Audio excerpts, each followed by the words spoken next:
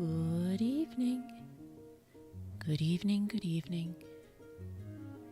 In the current timeline, I am still Moonfeatherblue, fantasy writer and magical library in human skin.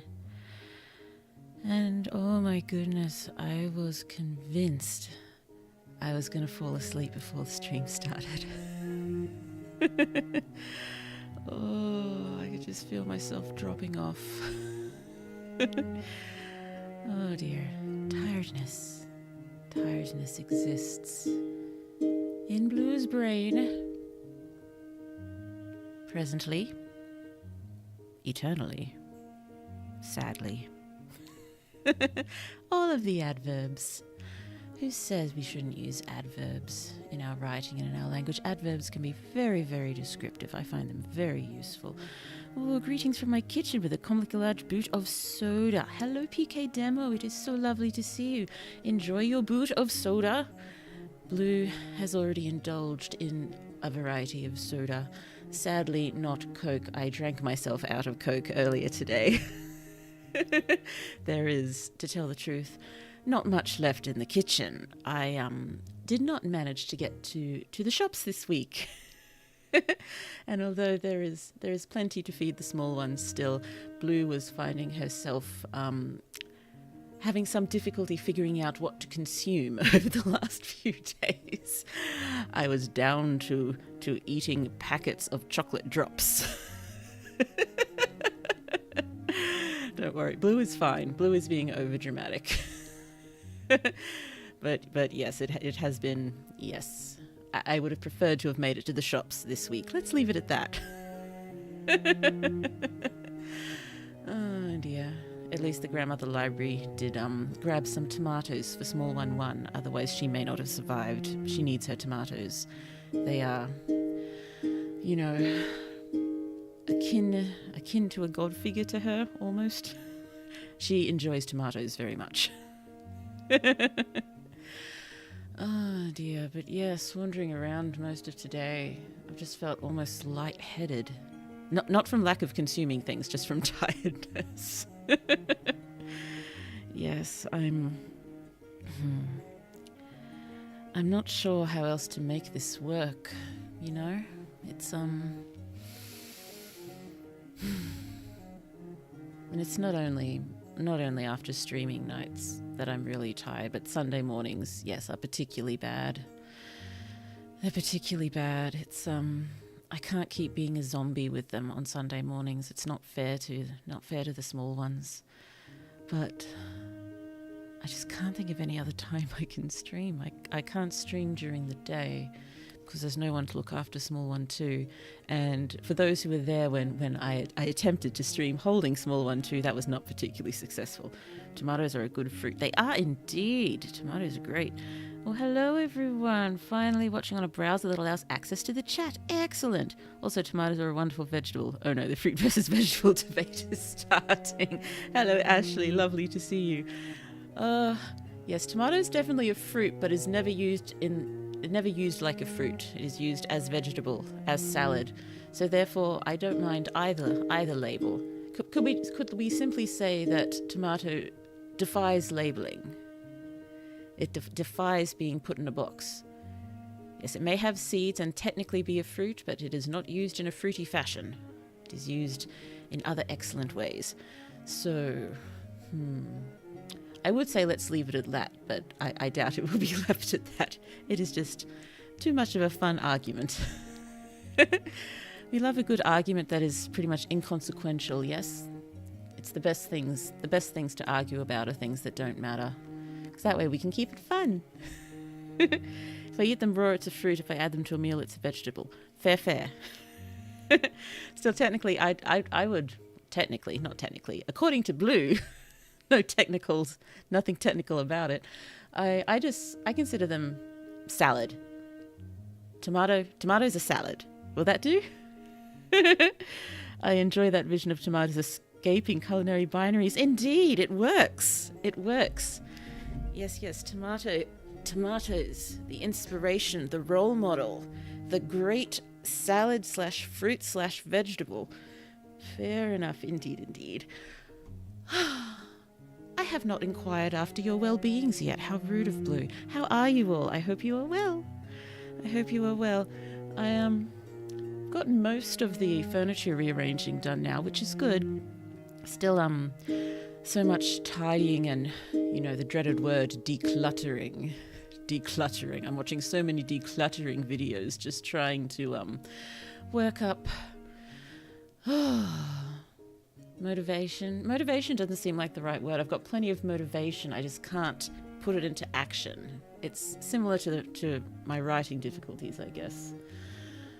But a lot's gotten done recently. I spent this evening arranging many of my the treasures that I acquired in Japan on the I suppose technically you'd call it a mantelpiece, but it's more like a brick ledge above our little iron fireplace thing.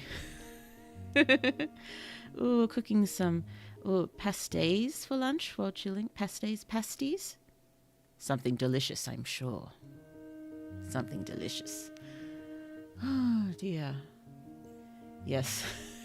I was just trying to remember, did Blue eat dinner? I'm like, yes, she did. She ordered a pizza.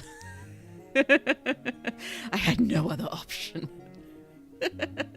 And the options where Blue lives are limited anyway when it comes to takeout. Oh, dearie me. Dearie me. Oh, yes, I've been turning over and over in my mind how our Dark Academia novel is going to work, less as the story and more as a practicality. It's as glorious as the idea is of writing a full novel on stream, I think Blue is just starting to run into these practicalities and thinking, how is this actually going to happen? I mean, I just keep saying to myself, it'll happen slowly, gradually, in time. It's like, yeah, but does that mean it's going to be finished in 5 years or what? Ooh, I will likely watch the stream while tidying up my kitchen. Ooh, lovely. It's always good to have something on in the background to keep you company, isn't it? I think that's when I throw VTubers on the most, when I feel like I need company. It's because I sort of fell out of watching them for a little while. I threw them on every now and then if I saw them live, but I didn't sort of seek them out. But lately I've just been feeling I really need to watch some Mori Calliope. I need some company. I need some Callie. Callie's who I generally throw on. She's I'm guessing the VTuber I most relate to. Just from how she just seems to convey herself on stream. I feel like our minds would mesh well. You would hope. Also, that work ethic. Holy wow, Maury, that's impressive. Ooh, think squares of dough, fried and filled with cheese, ham, tomato, and oregano. Yum yum. Do you say oregano or oregano? Because I've heard oregano on American television, and I just can't wrap my head around it. It's oregano, as far as I know. Ooh, sounds delicious. It does. We love our boy Callie, indeed. She is wonderful. It's yes. When it comes to VTubers, I look up to and I aspire to be like generally the main two that pop up are Maury Calliope and Lucius Merriweather, of course. There's heaps of others that I love watching and make me giggle, but it's those two, I think. Yep, Maury and Mary. The Adventures of Maury and Mary. That would be fun. They should collaborate. Can Blue trademark that? Can Blue take responsibility for that? Maury and Mary. No, she cannot. Also, please do let me know if I'm sounding a little quiet or a little loud, because with my new desk arrangement, I dug out my my microphone arm, which I haven't actually used before. I've been using a little tripod set up right in front of me on the desk, and that's why I kept accidentally punching it. But yes, I'm giving the arm a go. And I'm finding it's not too bad. It doesn't seem to be annoying me much yet. I do have a cord hanging partly in front of one of my monitors, but I think I can work with that. But it's just a matter of whether you can hear me clearly or not. Ooh, Ina for cozy drawing mood and Callie for chill. Ina is lovely, isn't she? I do enjoy a bit of Ina. I'm just trying to think, who do I enjoy most for watching gaming streams? It's probably still Callie, but I need to watch more of Gigi. I think Gigi would be up my alley.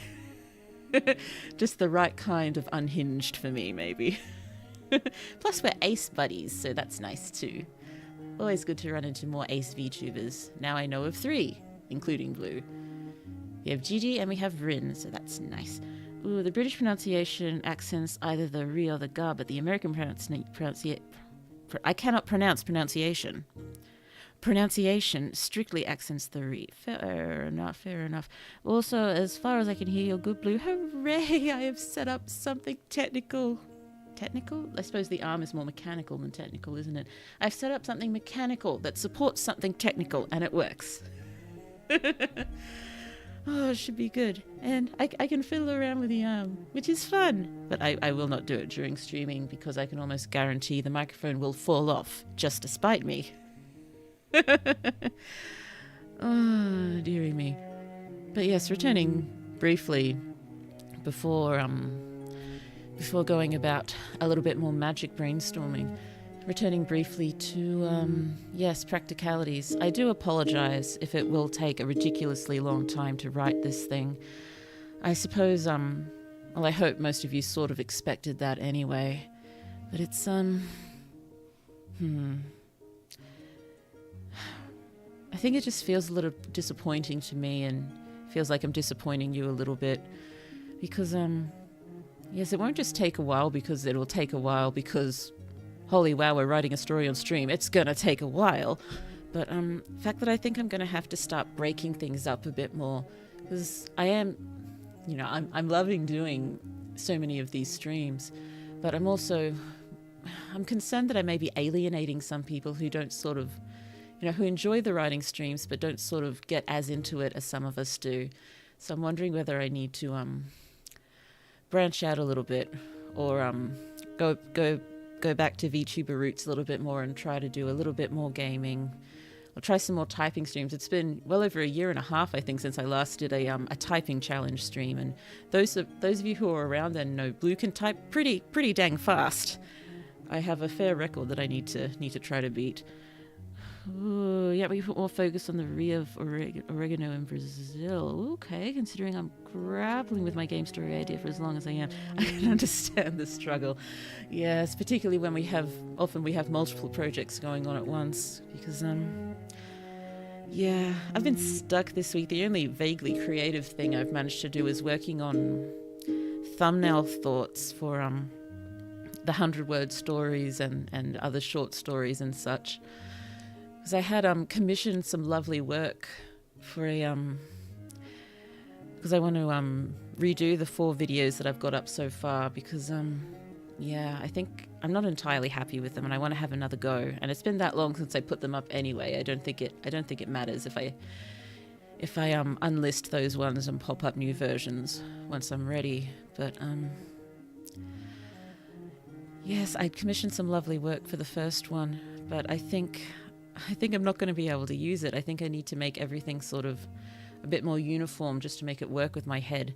But don't worry, I've thought of something else wonderful to use that lovely art for. So, found a new asexual streamer, Milky the Squid on Twitch. Ooh, lovely, a squiddy. I love squiddies. I'll have to check them out. Oh, yes, the art block. Oh, it's more like I found something that had to be done in my head, whether or not it had to actually get done. And I think two full nights of work, I just sort of sat and made minute changes to these things until it's not even exactly what I want, because I don't know what I wanted. I was just fiddling around to try to get something that could work. And I think it'll work, and it'll make making thumbnails for these things easier, which will hopefully take that off Blue's plate as something she has to focus on, and I can focus again on actually writing and editing more. But yeah, there's the short stories and the 100-word stories that I want to build up a good backlog before I start releasing them, because I keep thinking, I know it doesn't have to be weekly, but if I want to grow, it's got to be frequent, and every 2 weeks it just doesn't seem like enough. So I'll build up a backlog. Ooh, curse you, Uplock shakes fist at nothing. Indeed. Also, isn't Jaden a VTuber as well? Is Jaden a VTuber? I knew they're an animator. I didn't know they did VTubing too. That's cool. Hiya, Blue. Hello, Uno. So lovely to see you.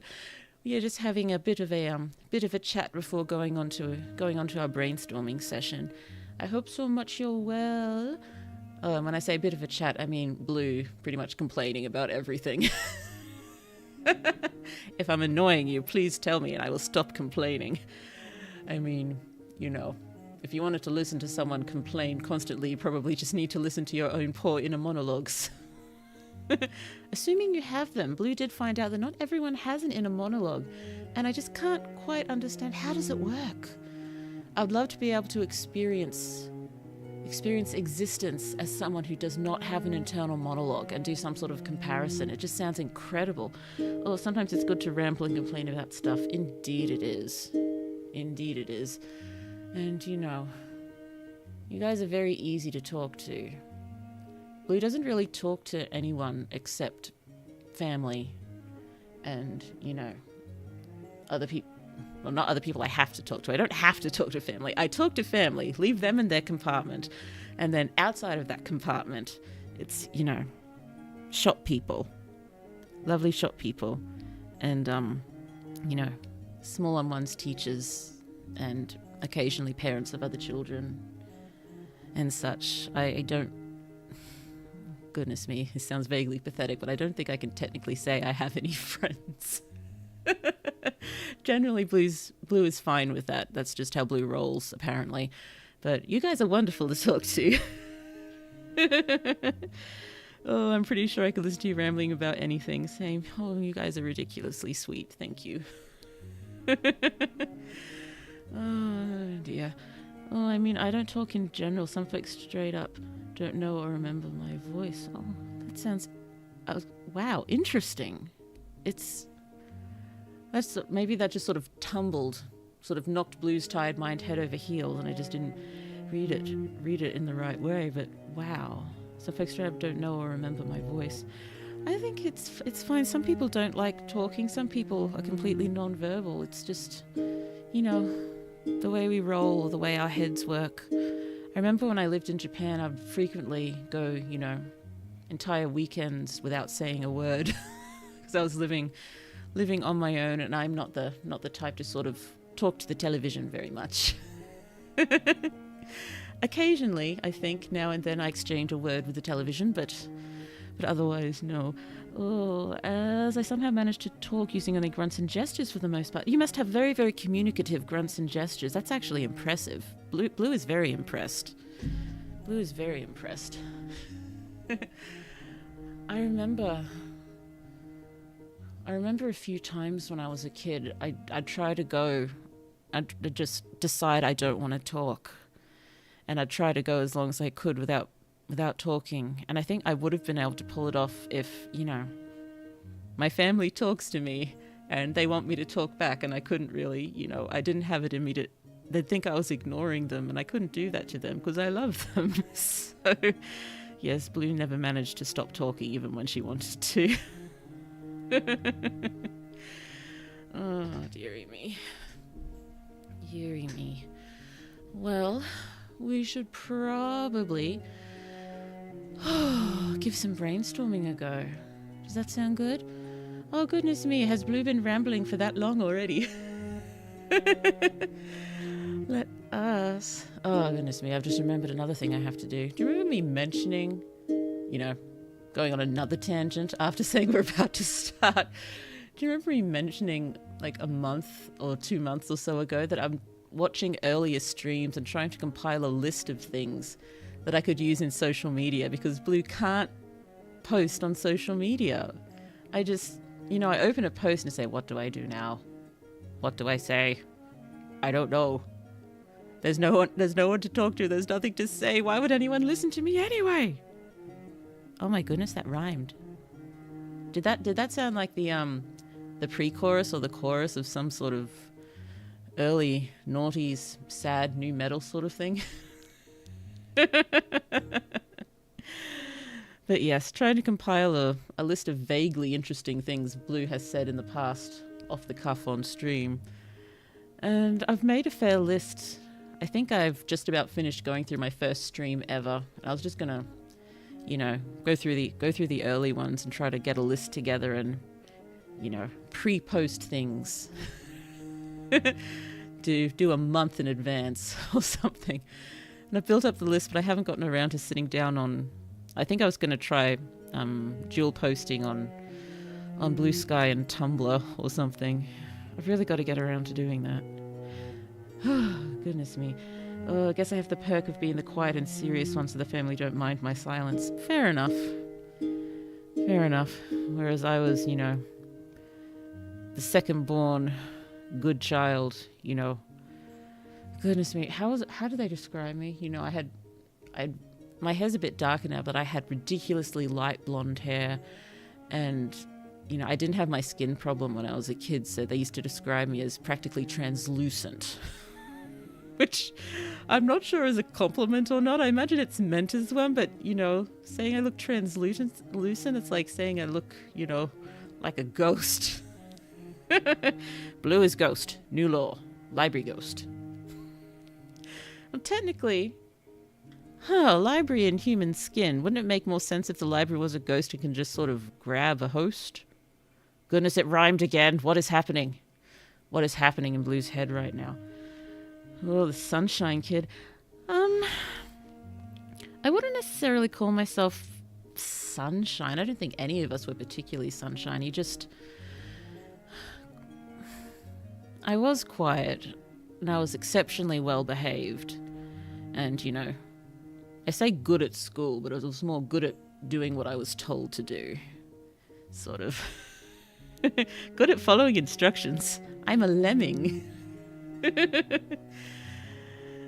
No, I imagine I was pleasant to be around because, didn't realize it at the time, but I was probably just, terrified of not being pleasant to be around sort of thing, I guess. Oh, I chuckle because I don't know what else to do. It's probably not the best thing to chuckle at, is it? We should probably go on before Blue starts delving too deeply into childhood stuff. That doesn't sound particularly safe. Let's jump over here. Smallify Blue and jump over here. Also, because my microphone is a new addition, I'm just not sure how directionally this is going to work. My main monitor is still right in front of me, but this microphone's more in my line of sight now, so I think it's just going to be catching my peripheral vision more often, so you may just be getting a bit more looking in strange directions or something. Well, time to brainstorm. Indeed. So, earlier this evening, I went briefly through notes that we'd already taken, just to compile what we already had on magic. And it is surprisingly little. I guess, we hadn't gone into much detail about how the art magic and the animation, the lifting really works, because we haven't really needed to go into that yet, have we? So, these first ones are ones we took more recently. So magic is a relatively recent discovery in this human era, and that's why there's so much magic study at the moment. So the ancient stuff is discovered instinctually, and now takes a lot of experimentation to discover new stuff. And most of what they've got, it's what they've found through ancient knowledge. Ancient knowledge. And here I've got some more of the specific stuff. I've started calling it art/animation because that just worked in my head. I'll probably come up with a better term for it. And so the main form of magic that this story is based around is lifting items and also living things from magical artwork. God, it's highly regulated. Could throw the economy into chaos if people are just lifting everything into existence instead of manufacturing it. So it's only used for direly important, valuable, beautiful things. Remembering with all of these notes, it's all brainstorming. And so at the moment, we're just throwing down everything that we think of. And I think Blue will just have to take it upon herself to weed through everything. Weed, that's not the right word. Wade, that's what I wanted. Wade through everything.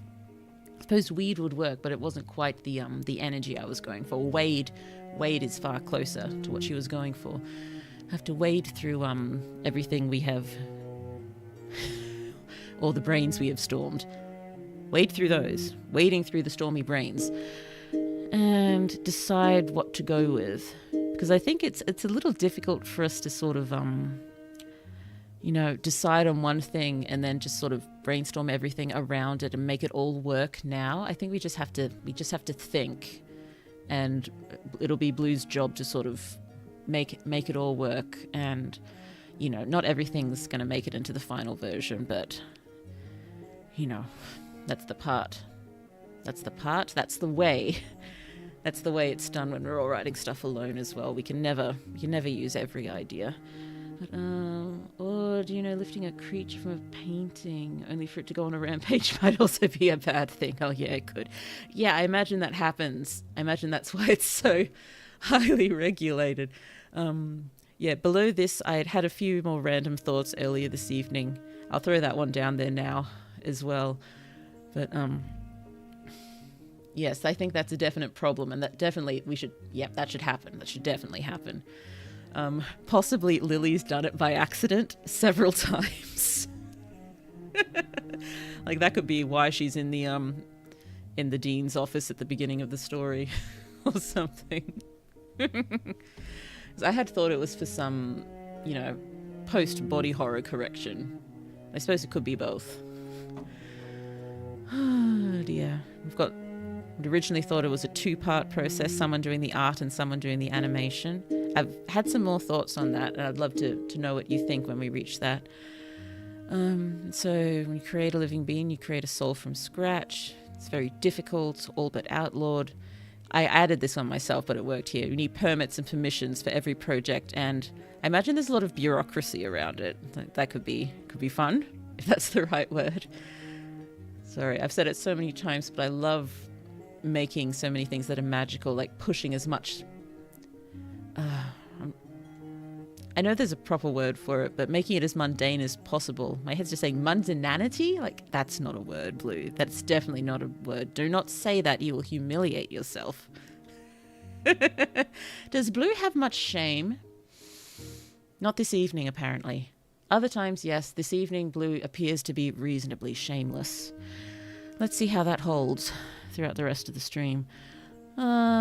Yes, dangers with the process itself, leading to a certain degree of body horror, which I think Lily has gone through several times, but has not actually, dissuaded her in the least.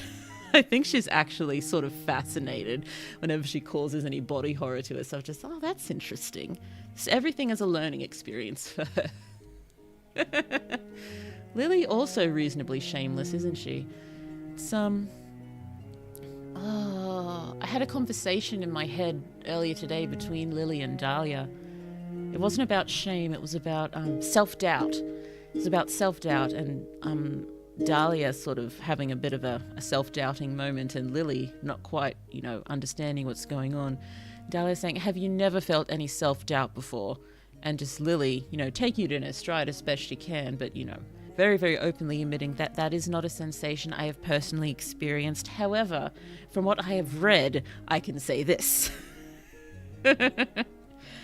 Oh, those are experiments. I needed to know how they would behave, Lily, after lifting a Komodo croc painting for the 5th time this week. Oh, goodness me. I can see her doing that, but I just think it'd be funny if she was lifting them in miniature. So a tiny Komodo croc running around causing damage. And they've got some sort of, a small...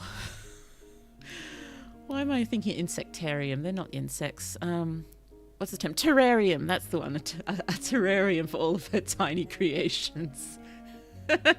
Maybe one of the professors keeps them because she thinks they're funny.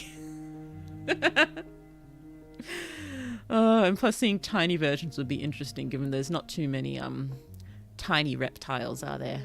They're all monstrous. Oh dear. Oh dear. Even funnier if one is still on the loose. They haven't caught it yet. Oh, that's beautiful. Just causing mischief, and they occasionally just run into it. Or occasionally just hear someone yelp. It's like, oh, yep, there it is, and try to catch it and fail again. But I imagine it'd be mostly Richard trying to catch it and Lily just watching. And him getting annoyed, like, this is your fault, you know. It's like, oh, yeah, yes, I know. When did my blanket fall off my lap? I guess that's a sign I don't really need it. Notice it fell off. It's okay. I'll reach where we can write all that down in a sec. Thank you for the giggle. It was very much enjoyed. Oh, yes. Here we go. And you got to be careful not to leave any blank spaces in a soul, otherwise you'll leave it open to chaos. And that is why so many lifted people tend to cause problems. We'd thought of some folklore that women were originally animated art and thought that would lend to some definite misogyny in this world. We've mentioned a relic that could have been the first tool used for magical art, and my goodness me, this would have been from a long time ago then. Very, very, very ancient. Because I ran across the notes. I ran across the notes about the them going to some sort of auction and Lily just, paying a ridiculous amount without even batting an eye and then just giving it to Dahlia. And Dahlia being, very happy to get it, but just appalled by the amount of money that she spent without batting an eye. Ooh, I try my best. Your best is wonderful. Oh, and the more personal a drawing implement and medium is to the artist, the better the spells. Okay. Let's just pop these down. Oh.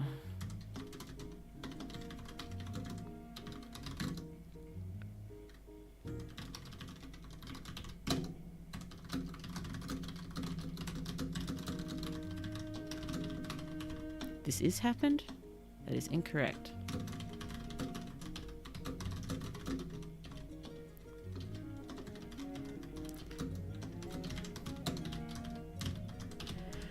Remember, probably won't be calling them Komodo crocs in the in the proper version, but we haven't gotten names for anything yet, so we'll just stick with our cute nicknames for now.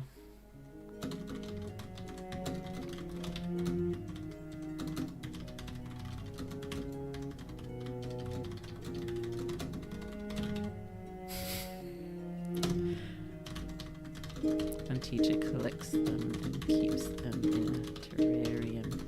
Thinks they're cute. There's one still on the loose.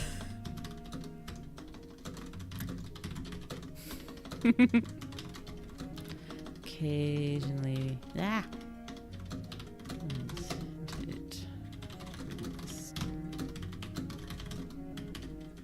Help? Here's someone. Yelp help. There we go. Oh, just imagine poor Richard running around after it, getting down on his hands and knees and wandering and trying to catch it.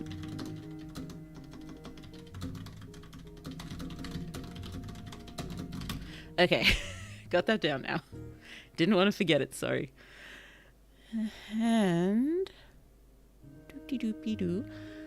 Yes, this was one of the thoughts I had earlier today. I was wondering if the art animation is usually a one-person process. One person does the art and the lifting, and it's all one process. But I was wondering if Lily wanted to split the art and the animation, and so they could really sort of focus on their main things. And I think she would very readily admit that she's not good enough to do it all alone, but if she had a partner, she reckons they'd be able to do it. And goes after Dahlia because she's the best. And she needs the best. And so it could be fun then, because they need to sort of learn to work together and work their magics together. And that could, have some early sort of bonding for Dahlia and Lily, and sort of get them closer earlier on, because I think that's going to be important. Because otherwise, really, what reason would there be for Dahlia to stick around? So I know that Lily is very sort of oddly charismatic. Sorry, I know it's so for all VTubers, but I just looked at myself and realized I just look like a floating head. I think I need a bit more shoulder in there. So let's make blue bigger. Let's make blue smaller and put a bit more shoulder in. Is that slightly less disconcerting? Let's stick with that for now. But yes, so please let me know what you think about having it as generally a one person. It's just one person doing this magic, all aspects of it. But Lilia and Dali apparently sort of what's the term? Pioneer, that's the term. Pioneer, sort of doing it as partners, and doing it as partners sort of being able to share the load and sort of make things better. Oh, probably the norm is it being a single person, but some more precise ways of lifting require more people. I think you're right. I think to discover that two-person art animation can make the work far more precise, impressive, etc.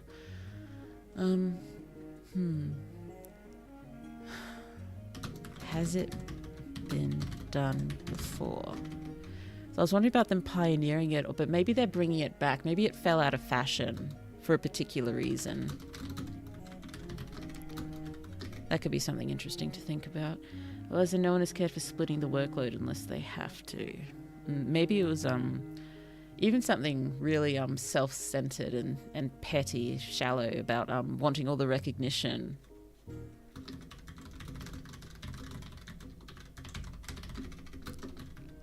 Petty reason to go out of fashion. Because I'm sure these academics can be incredibly petty. Yes, I thought that would be a good idea. Because I think I started thinking along those lines because I remember someone mentioning they'd thought Lily was the artist and doing just the art, and thought Dahlia was doing the animation. And I was wondering, that could be an interesting dynamic as well, but I think I prefer the idea of them, instead of one of them being the really artistic one and the other one being the really academically inclined one, I want them both to be both, to make them true make them actually rival-like. And Dahlia sort of views them both as rivals, but Lily doesn't. She just, I think she just sort of accepts the fact that she's the best and is very modest about it. She just, that's the case. There's nothing she can do about it. That just is. She can't argue with facts. But very much respects Dahlia and knows, besides Lily, she's the best. But just imagine her not viewing Dahlia as a rival would be absolutely infuriating for Dahlia. Well, yeah, I can see folks being petty or too prideful to accept help. It works. Pride, that's an important word. Pride. That's not the symbol I wanted. There we go. Pride issues. Oh no, yawns. Yawns coming. Oh, she vibes with Dahlia and enjoys her vibe. Definitely. I think, Lily has also not really been one for friends, does not handle them very well. But once she finds them, they really vibe. They work. But, yes. Whoa, where did my head go? I'm fiddling with my jar of pens. I think that sort of sent me into some sort of odd trance. I'm going to put those out of reach. That was weird. Out of reach jar of pens. It's my very cool jar of pens. It's not a jar, it's a mug. It's a mug of pens, and it says writer on it. I believe my my brother acquired it from a place in the United States. Sony Pictures Studios was acquired from. And it says writer. Like, this is a mug I'm going to put on my desk to remind me that, yes, I am a writer. Like my head will let me forget. Oh, dear. Does anyone ever have the weird, what is it, vaguely self-pitying thoughts like, why am I a writer? You know, I don't know who I'd be if I wasn't, but for all things good and reasonable, love of everything, why am I a writer? A comically large mug? It is large. And yes, I imagine it's comical also. Comically large mug. Okay, sorry. Should probably finish going through this so we can think more. I wondered, instead of disrupting the economics here, could it be that much of the manufacturing industry is based on art animation, and that's why it's still so widely studied and practiced, despite it being highly illegal to lift living things? Everyone's just lifting inanimate objects and doing it for a living, sort of thing. I've got... And these are the ones we just took, so we don't need to go with that. And I just want to brush on other forms of magic, because there's lots of other forms. It's just this is the big one. This is a mainly arts-centric campus. So there's a lot of the art animation, but there's other forms of magic studied here, and lots of other forms of magic in general. So I thought, like, lots of different kinds for many different purposes. I think last brainstorming session I said pretty much the world is our oyster. It could be pretty much anything, but I think most are very small magics to do little things. We haven't found enough ancient research to do more than that, and anything they do have more for, it's just, you know, luck of the draw, what they've happened to find. So we can think of a few random things there which could be cool. Oh, whenever I spend an entire week working on a drawing and suddenly have those sudden existential dread mid-drawing, oh dear. I'm sorry, that doesn't sound fun. Yeah, it's just, you know, I think it feels and or sounds odd to say, but, you know, being a creative is tough, isn't it? Oh, the struggle. I think a lot of people would snort at us saying, oh, the struggle, but, oh, the struggle. It'd be nice to be able to think about other things that need thinking about instead of, you know, creating worlds occasionally and things like that. Okay. Let's think. We don't have to focus on either art animation or other magics. Let's just I think with the art animation, it'd be good to sort of think of a general sort of way it works. I mean, I know we have magic drawing, make magic drawing, bring magic drawing to life, sort of thing. But how? Oh, hold on.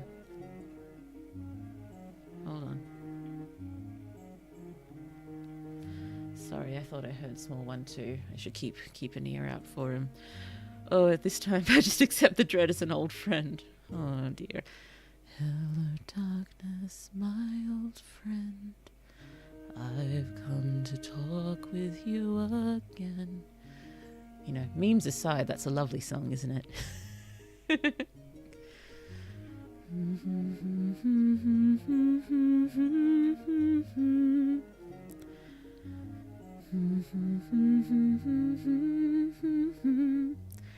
And why am I humming a copyrighted tune? It doesn't matter, because Blue isn't monetized. Okay, it would be good to try to figure out just the process of the spell, the process of the magic. Like, how do we do it? You know, hand gestures, putting ourselves in certain mental places. I was thinking things like, you know, how it works. I was wondering things about words like inspiration, meditation, point of view. I was thinking about how to bring these things into it sort of magically.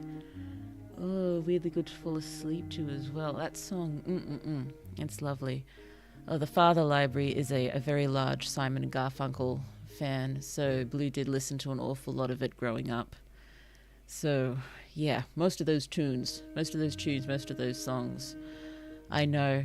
So it makes, it begs the question why, when Blue wants to actually just sing, she can't actually think of any songs.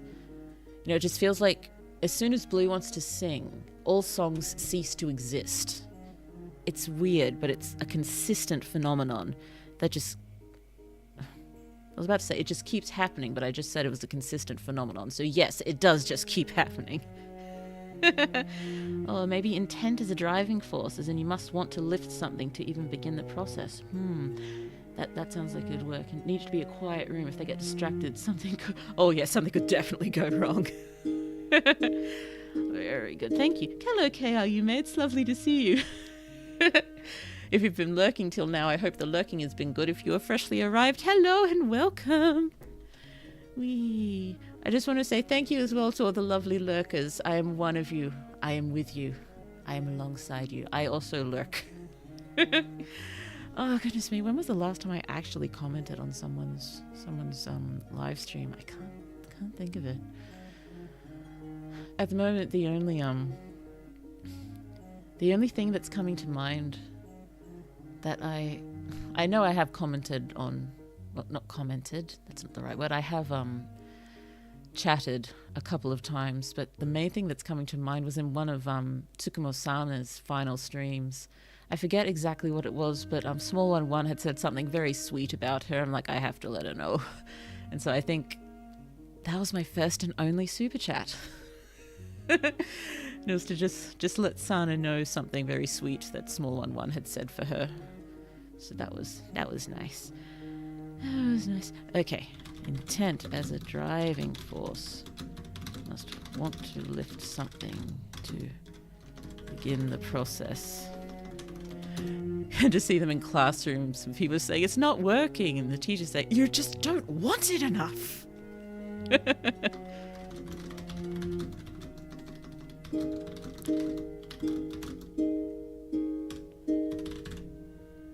Maybe one of the watch-alongs. I don't think I've really watched many watch-alongs.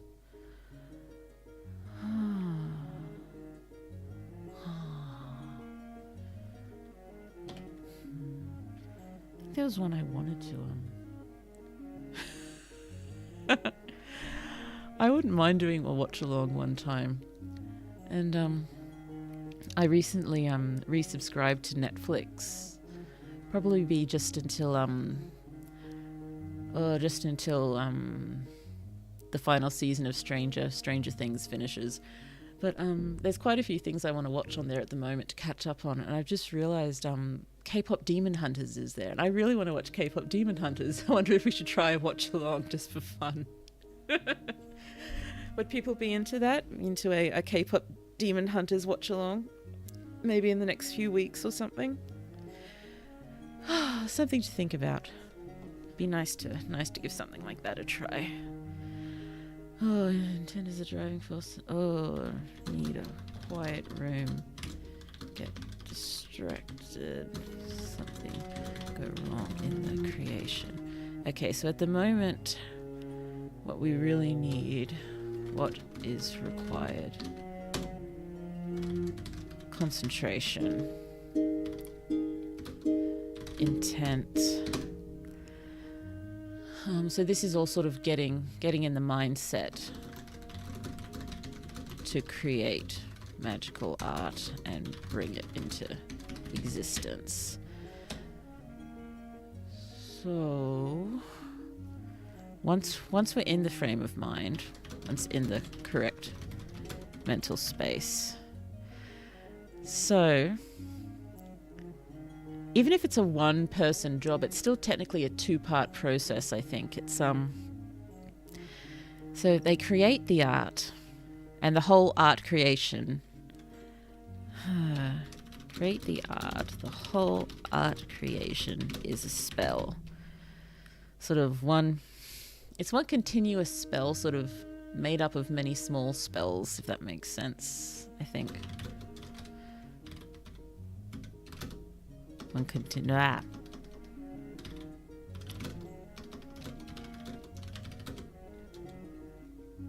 Comprising many small ones.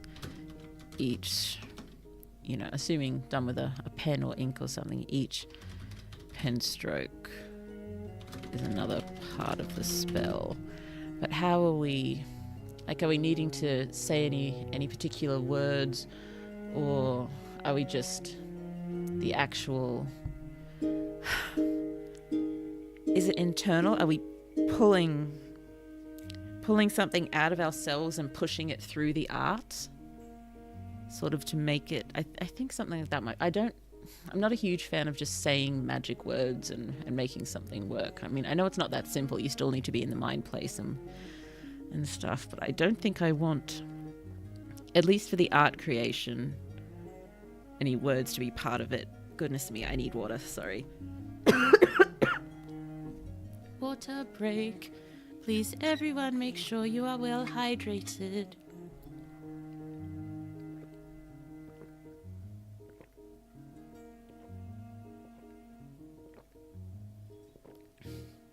I was just thinking, it's so lovely and cold straight out of the fridge, but you know, it's already cold.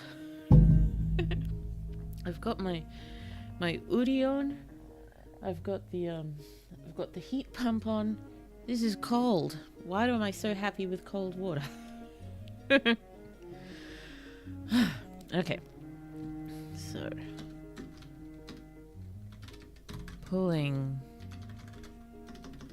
something out of self and pushing it into the art. What is the something? Well, part of it would be talent. So actually using... No, would it be that... No, you're using your talent to pull it out.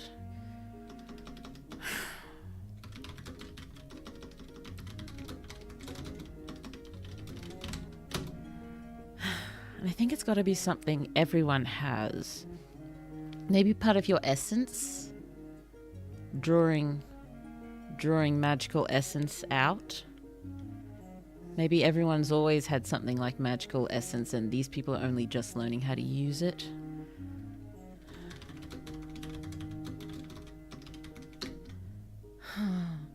Folks do say artists put a bit of themselves in the art, so I can see having to put something out of them, putting it in the art. Yes, that makes sense. Artist. In their art. Oh, a bit of blood. Oh, maybe some blood, or at least something of themselves is involved in the art. I don't think they always use Oh, maybe they do have to mix even the tiniest amount of blood into their medium.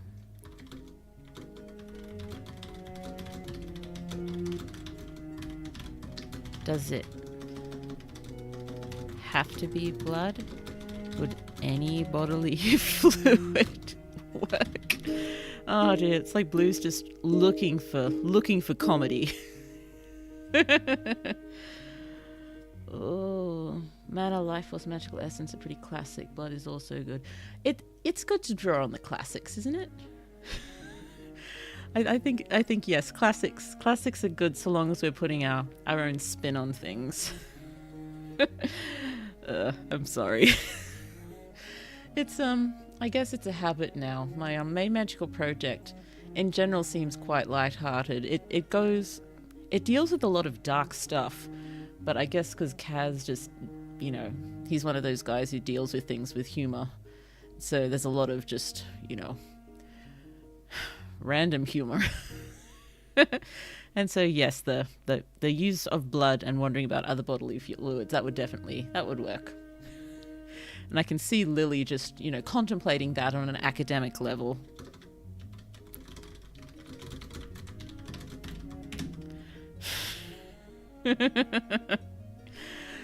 Oh, dearie me. Okay, so What were those classic words? Mana, life force, magical essence. We don't have to decide on anything now. I suppose thinking of it as life force, that would work well because even if making the art, they're not sort of giving it their soul as such, but in making the art, they're pushing the potential for life into the creation. So during the art process, that sounds better. Endowing the art with the potential for life. So it would make sense to be drawing on life force sort of thing. Well, it's all a whip, so there's time to decide. Exactly. And plus, it's a whip we're going to be, writing one chapter at a time all together. So, and plus, planning on after, because, we're not going to be writing it in full each time. We're going to be figuring out exactly what's going to happen and going as intense as we can with the notes. But then Blue will pull it together herself, and then we will read it together and make any adjustments we deem appropriate. And then Blue will record it, and we'll pop it up a chapter at a time. Because that's what we decided, and I think that's the best way to do it. Maybe depends on what you want to lift, as in the simpler things just require intent or mana, where more complex things like human requires actual blood or the life force of the individual. That makes perfect sense. That makes perfect sense. Here we are. So, what you put into the art depends on what it is. Only need intent, mana, etc. when inanimate. But if living... is it just living? It would also be potentially more... Oh, goodness me. I just had the thought. What about... Okay. This hopefully won't... We won't have to talk about this because I think their technology... I think we decided their technology level is... roughly 60s? 1960s? Did we decide that, or did Blue just think that? I can't remember. So we decided about going with this sort of Victorian vibe. I'm going to have to check the notes. For some reason my head's saying 1960s level technology, even if it's not. Well, if it's earlier than that, even less reason to think about this, but I just wondered about, could they lift artificial intelligence? How would that work? Oh, that's a good suggestion. BK mana for inanimated stuff, life force for live creatures. I think that is, yes, very, very good thing to think of. I think it works very well. Lifting living things, blood, life force, etc. Yeah, probably wouldn't use blood to lift inanimate objects. But maybe there's some sort of substitute. What could you use as a substitute? Like, what's the equivalent? Blood for living things, inanimate objects. Like, I know life force isn't the right term, but what would you see as the essence of an inanimate object? It would depend on what it was, wouldn't it? If you're lifting something glass, you'd want to add sand, wouldn't you? If lifting glass needs sand. I think that would work. Materials. Yes. Materials.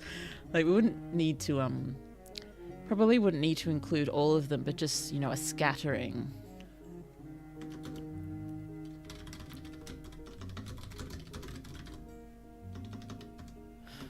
But a scattering of dust of the materials. E.g., soil, sand, metal shavings, and such. Or maybe tap into some alchemy by offering raw materials. Ooh, yes, that's good. Alchemy. Like raw materials. I don't think we could have, I don't think we'd go law of equivalency here. I think that's a bit too intense. I think it's just, almost like just a small offering sort of thing.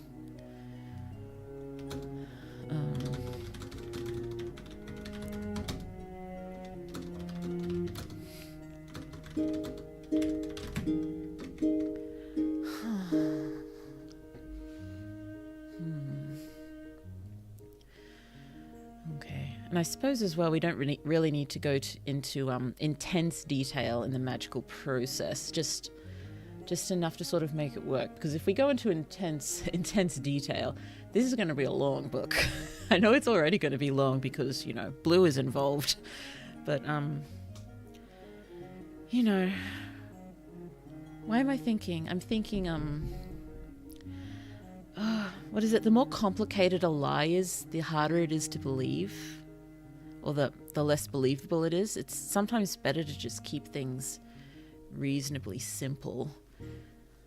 So, and maybe focus more on, you know, emotion and how doing the magic makes someone feel physically.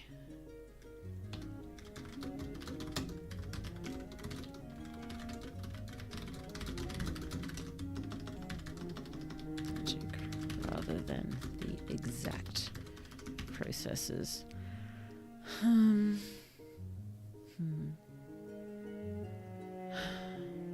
Oh yeah, another random thought I'd had was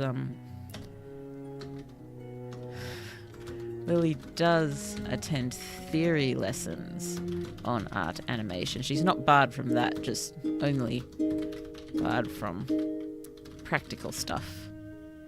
So, you know, she does know an awful lot just from the theory. She's just not allowed to put it into practice. So it's only that stuff she's doing on her own. I think that, you know, that gives her a bit more of a head start as opposed to needing to learn it all herself, which I'm sure she'd be capable of. But I got a feeling that, you know, some of the teachers arranged this to make sure that she had that head start. Oh, goodness me, big stretch. Oh, accompanied by a large yawn. Excuse me, sorry. Whoa, mouse, where's my mouse? There's my mouse. Oh, it can also allow you to warn the students of the drawbacks of lifting, as in, if one isn't skilled enough or tries to lift something too complex, it can be life-threatening. Definitely. Hence the body horror. Oh.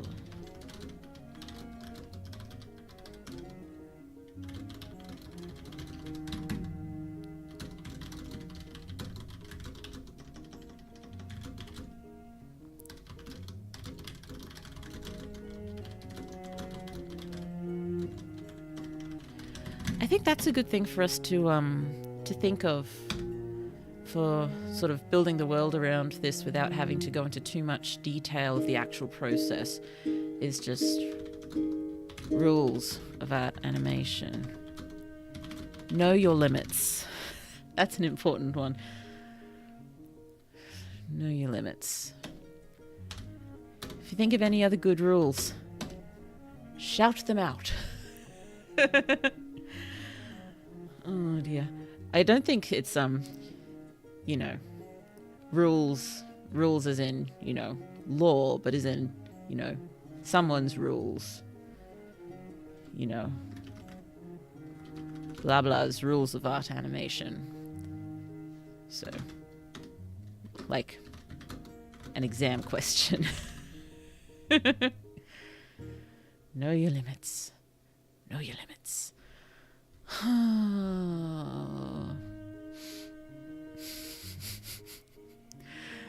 I thought it was always you always use a sharp pencil, but what is it? Keep your equipment in tip-top condition.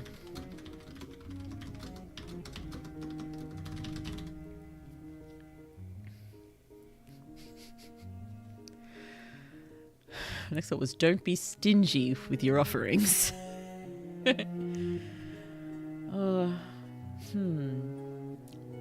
Imagine there'd be some sort of offset sort of going on here, wouldn't there? If you're a novice artist animator, need to offer more materials / draw on more mana. If you're an expert, can do the process with practically only dust. And draw on far less mana, etc. Oh, don't play God. Like someone tried to create some completely new life form in the price of their life and soul and still failed. Oh, goodness me. Yeah. Oh, what am I looking for? What's the word I'm looking for? Stay humble. Don't play God. If you don't play God, I think it's got to be capitalized, doesn't it? Don't play God.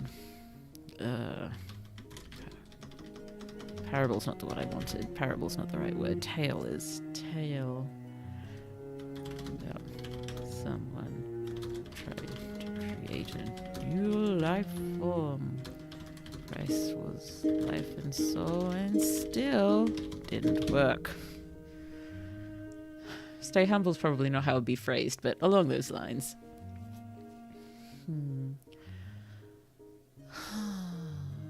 History. I was thinking a lot of their society is sort of based around this, and I imagine it's not just here. It would have spread to all of the academic city-states. What do I hear? I was sure I heard babbling then. Not misery, just babbling, but can't hear it now. Oh, dearie me. What was I just saying? I have completely forgotten what I was just saying. Besides babbling, I remember the word babbling. Babbling. Please, someone help me. I've forgotten what I was talking about. Oh dear. Oh dear. So, history. I remember the word history. We were talking about history. Based, a lot of the society being based on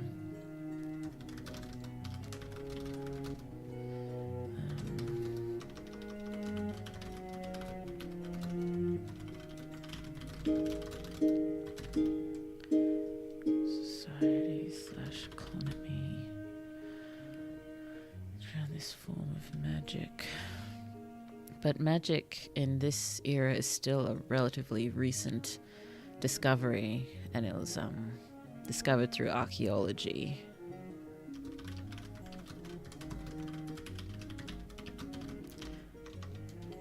But when I say relatively recent, do you say in the last 100 years? Is that recent enough and give it enough time to sort of affect society? Stuff can affect society a whole lot quicker than that. Just 70 years, 70 to 100 years.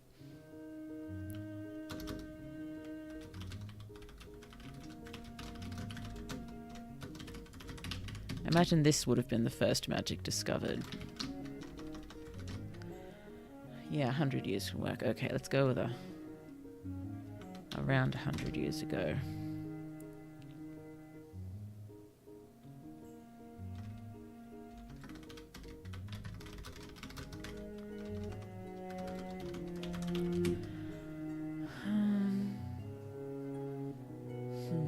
We should probably think of a few historical events relating to art animation.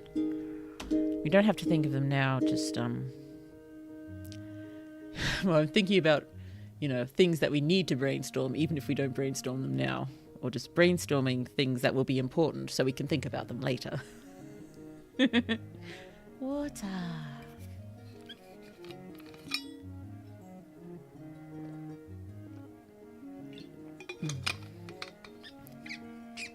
No, I've got two pen mugs here. I've got the writer one with the majority of my pens, but I've got one other mug with all of my friction ball pens, which I think have finally made their way to Australia. I was using them in Japan, 15 years ago now. I was using them in Japan. I don't use them much now because I was always worried about them. I was always worried about them running out of ink, but I imagine I could replace them more easily now. But I've got them in my my special goblet mug with the title of Main Magical Project Series. The sheet just got magical. So it's a very inspiring mug to have in my eye line while I'm writing. Oh dear. Historical events. So we need something particularly horrific. Oh, I'll go there, go below it.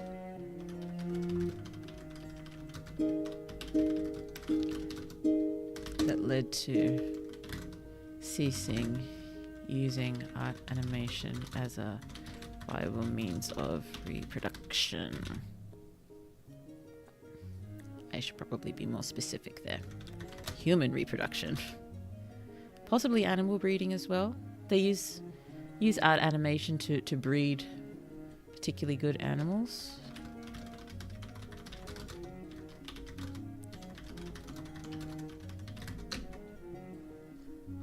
I imagine it also would have been used to you know, as an alternative to growing organs, so medical applications.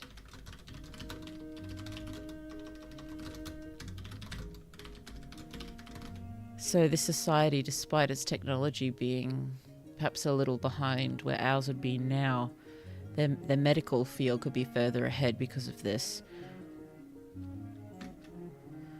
Would, oh goodness me, what would you need to put into a living organ?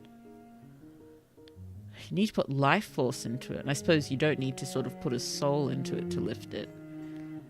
Goodness me, the actual animation process for inanimate objects would probably be fairly straightforward, but for living things it'd just be ridiculously difficult. But organs would be somewhere in the middle, wouldn't they?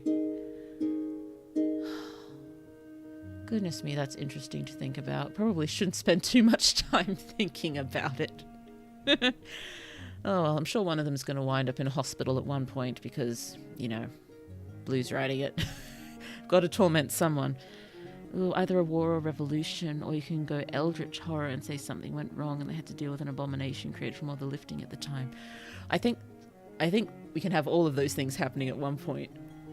Can't quite remember, or because remember all of the academic city-states, it used to be a single nation, but it's all split apart, and now it's an alliance again, but still their own separate city-states, but you know, on the surface a very sturdy alliance, but much shakier underneath.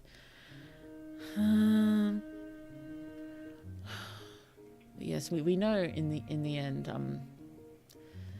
you know, the tendency for animated humans to have a you know, tend to go violent very easily. That sort of thing. A penchant for violence? Is that a correct term?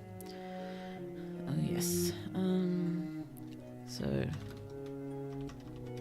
war, revolution, or protests, violence, something along these lines. Upheaval.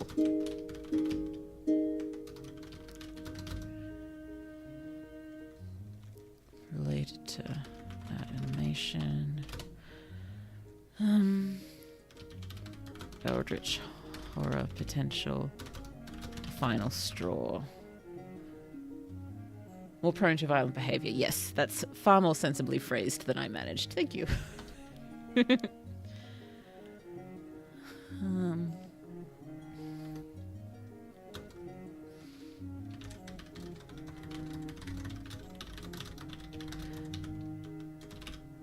don't remember whether I put the figures on stream, but I think I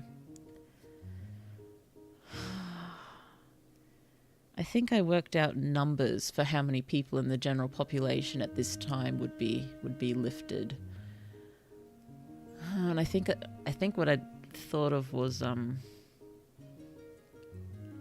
every I'll have to recheck my numbers. I think I'd gone for every billion people, it would be, 8,000 lifted. It's very, very low, or at least, according to records, very, very low at the moment. But I don't think this world will be anywhere near having billions yet. That's only a recent thing here, isn't it?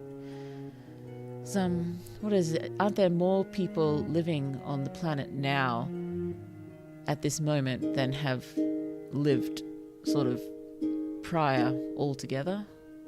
Or something like that. Something mind-boggling and,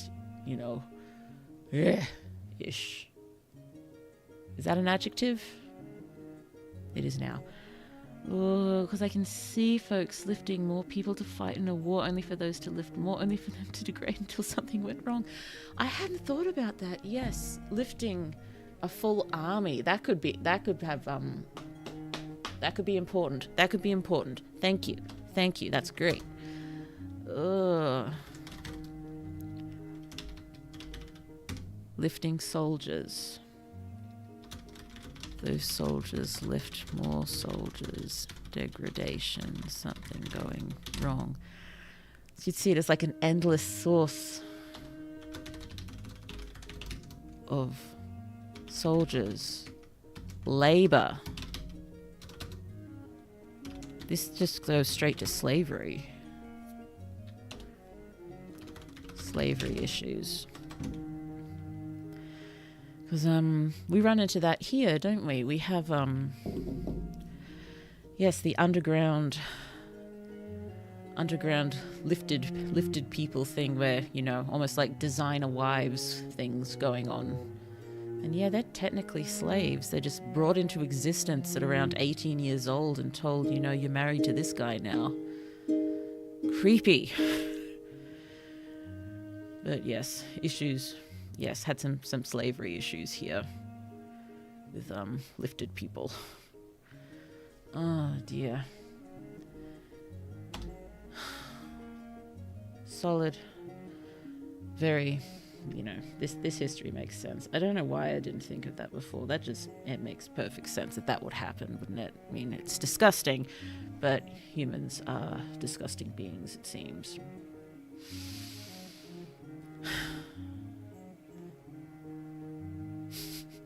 Sorry, just, thinking along the lines of, what was it when you think of just something absolutely appalling, or you're told someone did something absolutely appalling, and then finding out they didn't do it, but then, you can 100% believe that person would have done that sort of feeling for humans. And lifting people. My throat is about to crack. Water.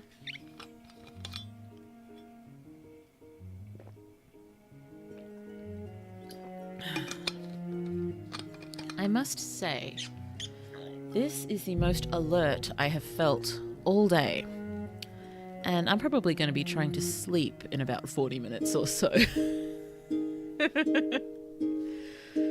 Oh, dearie me. But yes, I forgot to mention, goodness me, I'm stimming like crazy here. I forgot to mention, I ran into my microphone with my forehead. At least I didn't punch it this time. Yes, I'd thought of something. I was wondering what people thought of the idea if our four lovely main characters reach their discovery and find their lost knowledge treasure somewhere in the middle of the book, and then the rest of the book is dealing with the consequences. Because even though they wouldn't do anything evil with it, we must remember that Lily was sort of primed to find this and to accomplish this by her artist animators. And why did they do that? I think, they'd all have different reasons, but at least one of them wants this knowledge to do some not cool things. And I have a feeling, it's not going to be the one who outright seems to loathe Lily. I don't think it'll be the one who likes her the most either. I think it'll be one who, you know, likes her a lot, and probably the one that Lily gets on the best with, whoever it is, but who actually has, you know, nefarious intentions. To them it would not be nefarious. They are not I am evil, ha ha ha sort of evil. They are the you know, the righteous evil, the one who believes they're in the right and they're doing the right thing, even though nope. Is Blue too loud? Is Blue too weird? I'm sorry on both counts. Should I be? Should I be loud? Should I be weird? Should I be sorry? I don't know. Oh, where are you?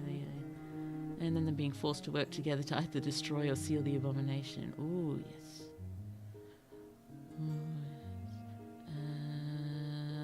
And all the intrigue, the trauma, and the betrayal. I'll go through. I can see that working. Yes, it's gonna hurt. Lily has been used this whole time. Yep. And I'm guessing as well, remember last time we were discussing the potential of all of this sort of occurring during a pretty intense election? I wonder if this person is about to become one of the big leaders. Would that work? Would that work? Also, this is not a problem I want to solve with death. No killing to solve these problems, please. Let's be a bit more creative than that. Oh, I thought of this, but I don't think I ever actually wrote it down properly, did I? I'll just pop it here, even though it's probably the wrong place. You know, achieve quest goals roughly mid-story. Rest of the story spent dealing with consequences of this. One of Lily's artist animators nefarious. Lee used this whole time as this person also to become one of the big leaders.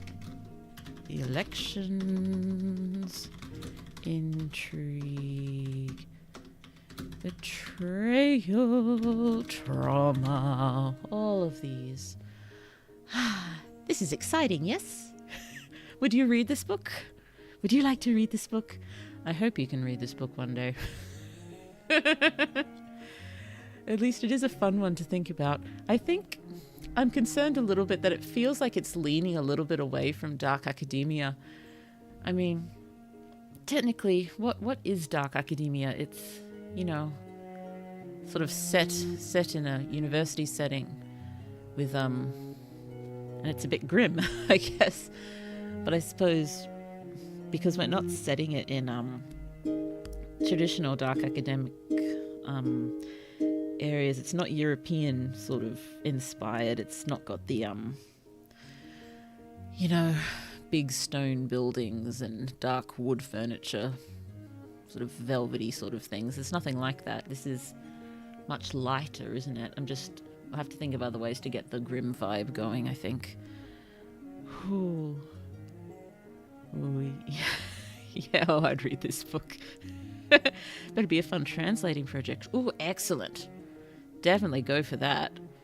It's because yes, I think we talked about this briefly once before. Even if this, when it was finally finished, even if it was released as an ebook, it's not something Blue would feel particularly comfortable about charging money for. So I think it'd have to be a free ebook if it was ever released as such. And so, yes, definitely just go for any translations. It's you could even be able to do it chapter by chapter as it's written if you wanted to. Sorry, Blue's just having spooling thoughts now, and if there was anyone else who wanted to translate in other languages, you could get heaps of languages going. That would be fun! The more languages, the better. Blue loves language. She should learn other ones more. She should practice Japanese more.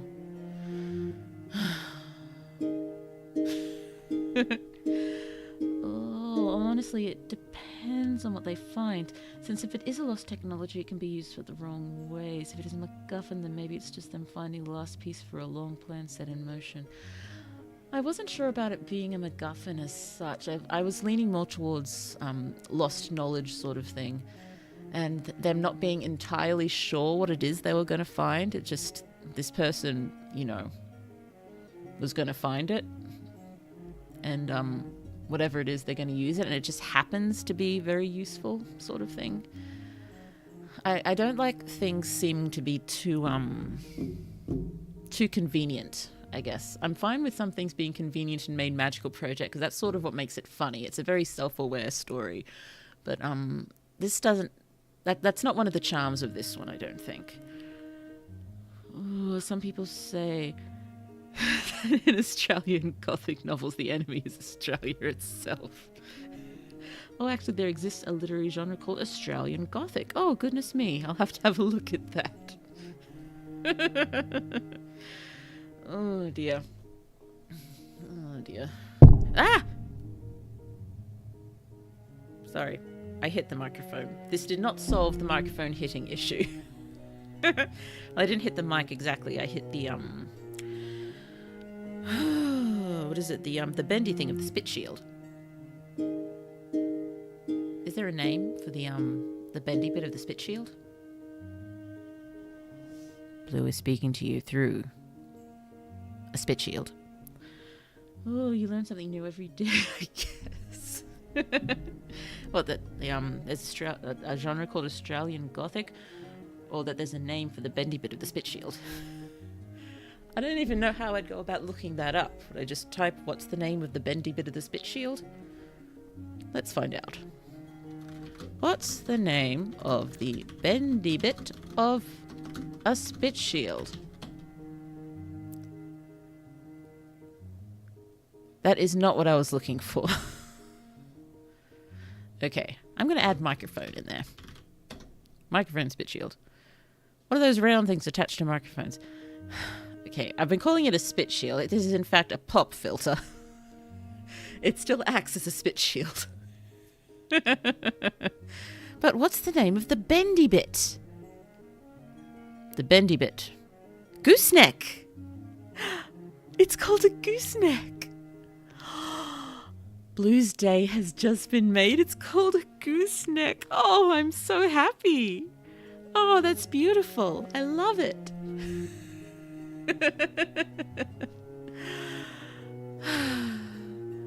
Gooseneck, yes. Sorry, I just have to bask in that for a moment. That is just beautiful. I love it.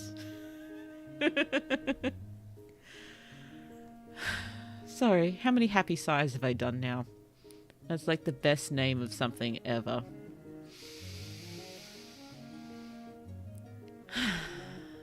Okay, time to stop basking. Stop basking, stop basking. More thinking. Bit more thinking. Just a little bit more.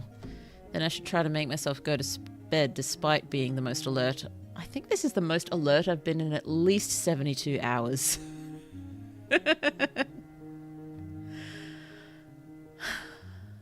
Okay. What were we thinking? Where were we thinking? Ooh, always a joy when you learn about language being a bit silly. Yes. Also, just while I'm looking at it, in some of my attempts at, decorating, I'm not good at decorating or interior design. I just use what I have and try to arrange it in a pleasing fashion. But with the moving about of things, I have placed a mug, not a pen mug, a mug with a cap over with some of my BTS books. And this mug, I believe it was a gift. It was a gift from one of my sisters many, many, many years ago. And it says, "Today I will be happier than a bird with a French fry." And that is how we should all try to live our lives. Why do I have so many mugs? I'm sure I've wondered this before. I have an awful lot of mugs for someone who cannot stand hot drinks. I have the full-on, what's it called in Japanese? Cat's tongue. Blech, reaction to hot drinks. Can't handle them. I suppose I could just drink my Coke out of them. But as I'm sure I've stated before, because pretty much every thought I've had, I have stated at one point on stream that I prefer cold drinks out of glasses. I'm sure it makes them colder and taste better in general. Could there be some sort of chemical thing going on, or is it entirely I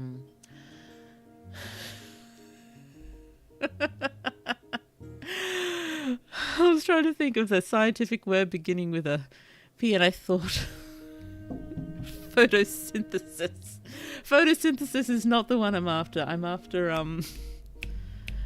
placebic.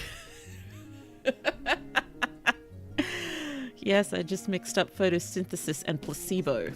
That is not something we should get mixed up. I have a feeling that could make things bad. Do not mix up photosynthesis and placebo.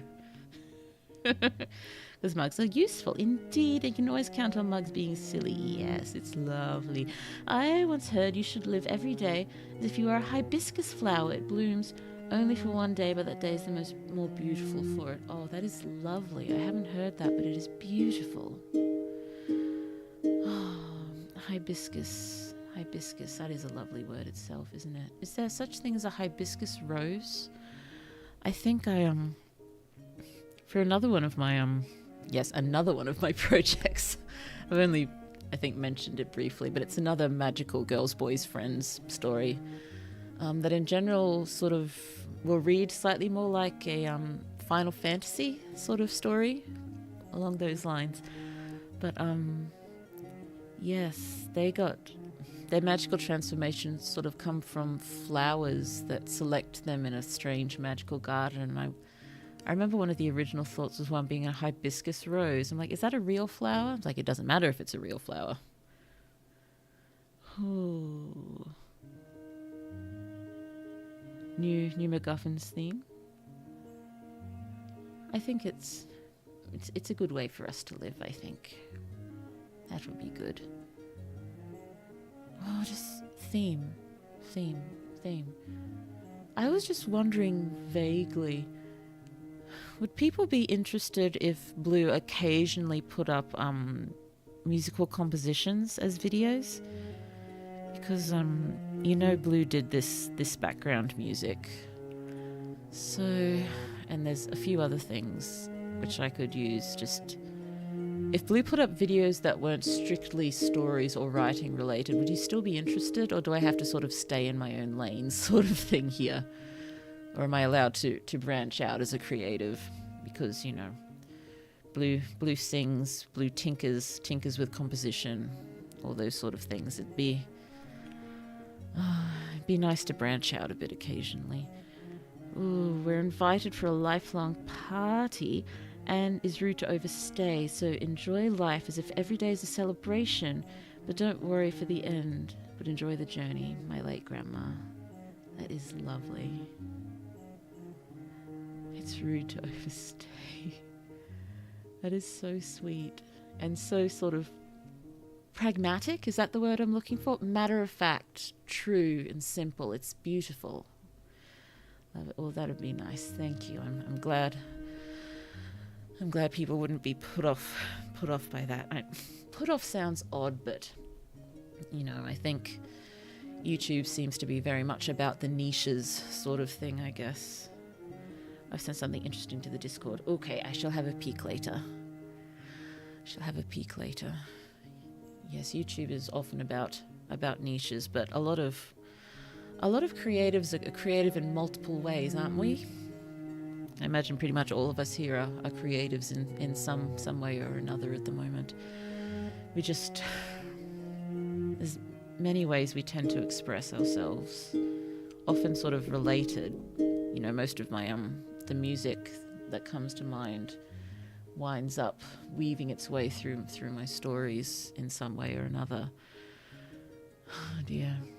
I mean, as well, I'd love to do to attempt doing some covers, just to, Blue keeps saying she's a singer and she's done one karaoke, not counting the Christmas karaoke at the end of 2023. Goodness me, it's a long time ago now. I've been streaming for a long time, but I still feel like an absolute beginner. And I'm guessing, we did have a rather long hiatus, didn't we? It was necessary.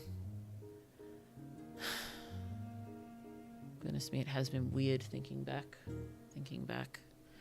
with Small One Two's birthday the other week. It was such a weird time.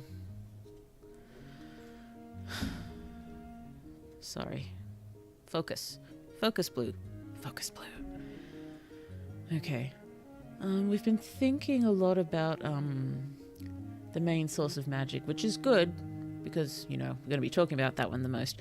But if anyone's got any cool thoughts for other forms of magic, I should try to throw some down because, yeah, I should probably try to keep this stream to a sensible length so I'm not a zombie around the small ones again tomorrow morning. This poor Small One too, just putting up with zombie mama blue every morning, pretty much. Oh dearie me. Just little things. Little things. What am I thinking? I'm just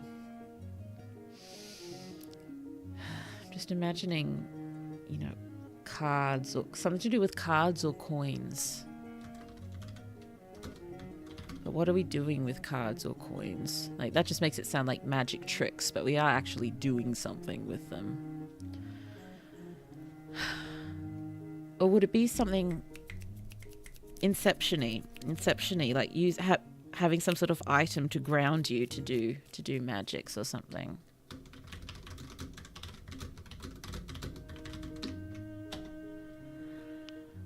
Oh, maybe after lifting, the next major wave using magic is music or tarot. Oh, I love tarot related things. It'd be cool to just rediscovering tarot cards and then actually finding a way to use them. That's so cool.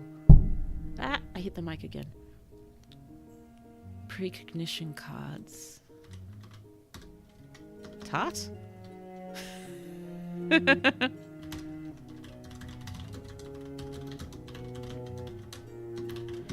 I love that. So, oh, that would give Blue a good excuse to investigate tarot. And I suppose again it would this story already has a few sort of little links to my favorite book series of all time currently, the Raven Boys series. The sort of quest for treasure sort of thing, and the group pulled together. You know, none of the characters are similar in any sort of real way, but there are similarities. So sort of having the tarot in there as well, that's another cute similarity. Yeah. Kind of like putting all these little things that link to the Raven Boys. I like it.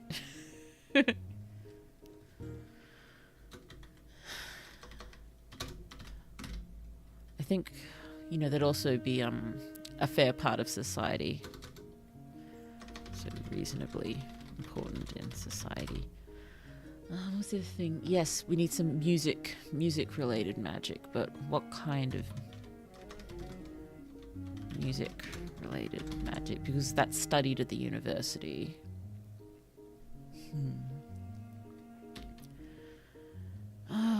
When I think music, I think feelings. So maybe music is used for affecting emotions and you know, things like mental health care and things like that for practical applications. Affecting emotions, many practical applications.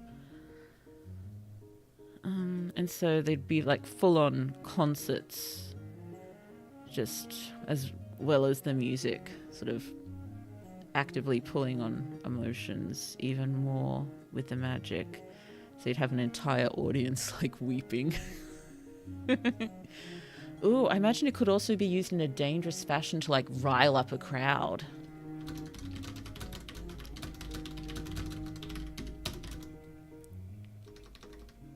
Could be really dangerous.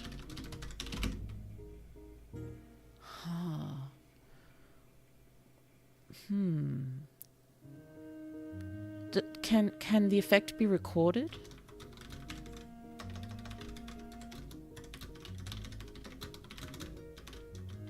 There's a recording. of music, even played, you know, below human, you know, what we can perceive, but would still hear it.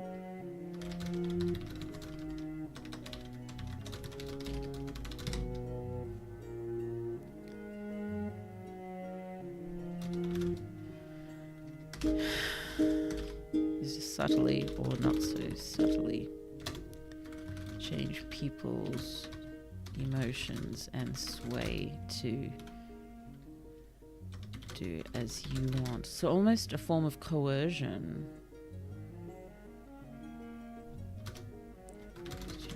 Coerce people. Oh, people use this during the election.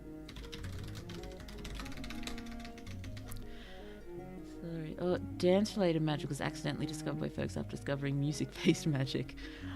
Oh, so... Oh, yes, so they didn't dig up the dance magic. It was just came with the music magic. They discovered it, or rediscovered it themselves, sort of. That's a cool thought.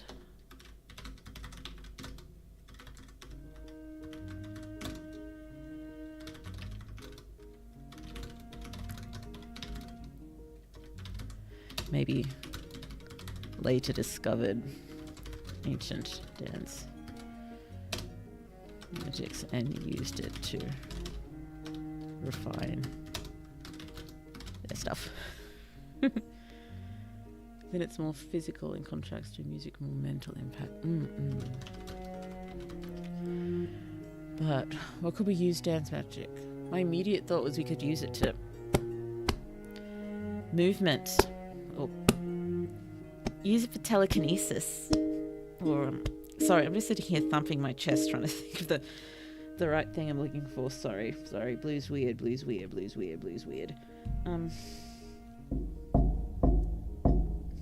Knocking my desk instead. What else can I do? I'm just flapping otherwise.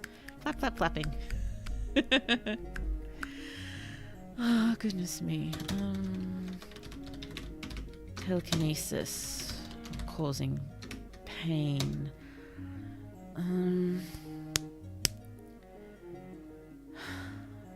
This isn't quite physical, but causing clarity. Can induce clarity. Just seems like that would work to me. You just see like a dance crew, like using telekinesis in the construction industry, something like that.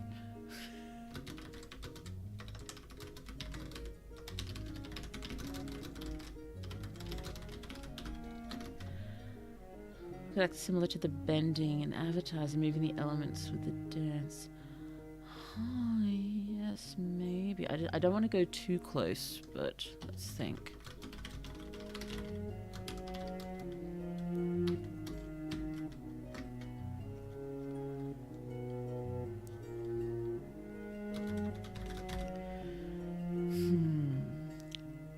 I'm unsure about going too much with elemental magic, except maybe picking, or if we were going to do elemental sort of mental magic, having it being very minor. You know, like light a candle and can't do much more than that.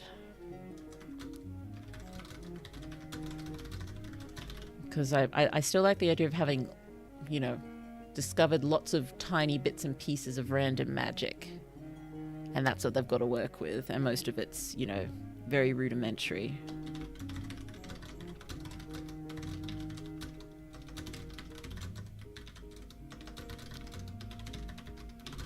So, imagine if some of the ancient treasure trove of knowledge found includes advanced elemental magic. You know, be able to create, you know, giant firestorms sort of thing, control the weather.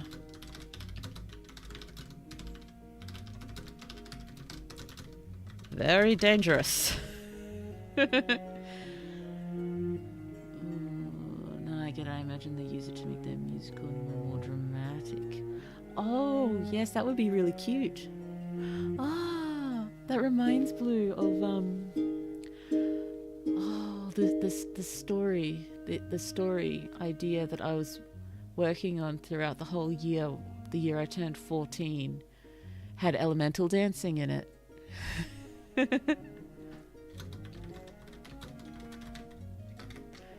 And I'm never going to wind up writing that one, so might as well, you know, pull some of that in here. That would be nice. And I even wrote a piano piece called Fire Dancers. Oh goodness me, I should try to remember that, and I can pop that up. Could still probably use it for this one. Could even be the theme song.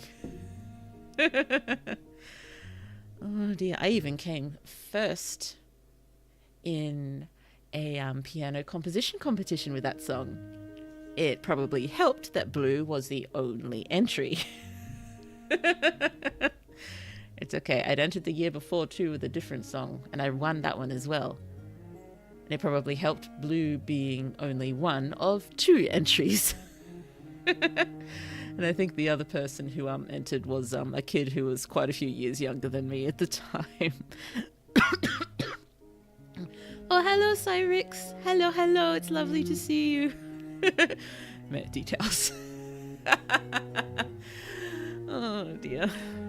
Oh, dear. Yeah. Oh. That just reminded me of another time I won a piano competition. But it was, it was the senior division. And I just watched the junior division.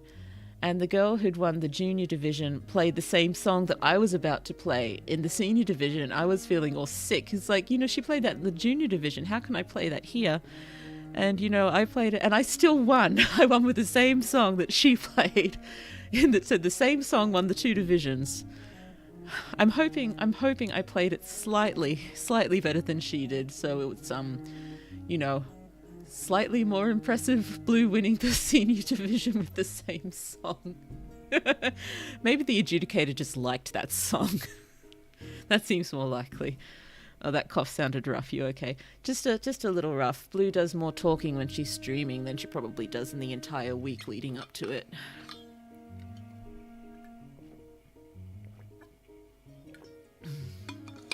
You know, I stand waiting to pick up small 1-1 from school and wonder what the hickety heck I'd ever say if someone actually tried to engage me in conversation. But here I'm just like, la la la la la, say everything.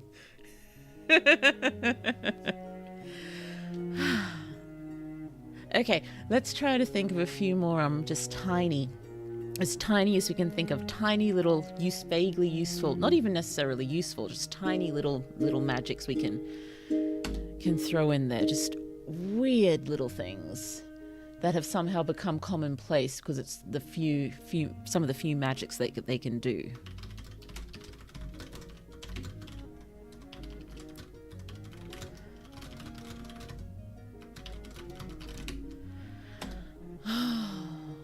Well, we need it weird.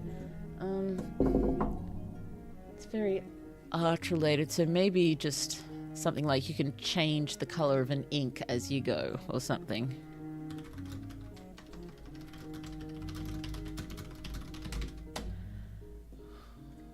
Ooh, emotional sight is in seeing people's emotions.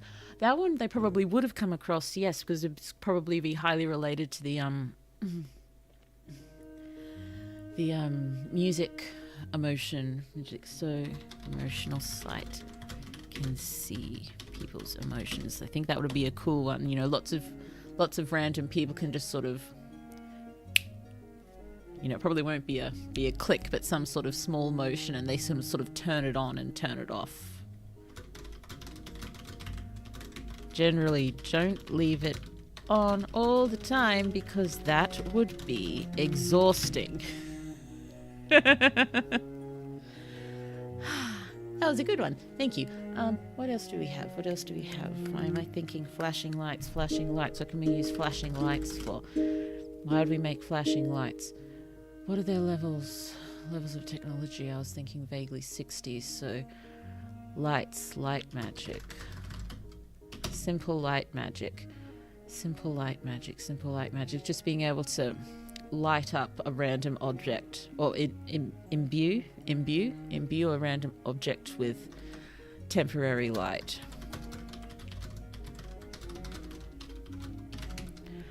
Oh, what magics have been suggested? So far we've got... Excuse me, sorry. So, some of the smaller magics. We've got... they've rediscovered tarot cards. And so, precognition and tarot, that's fairly prevalent in society. We've got music magic, which is all related to emotions. We've got dance magic, which can be related to things, well, various things it can do, like telekinesis, causing pain, causing clarity, and can use a very small amount of elemental magic with it. Just a few little things that we thought of there. We've only just started talking about maybe changing the color of ink as you write, emotional sight, something related with small light related magics.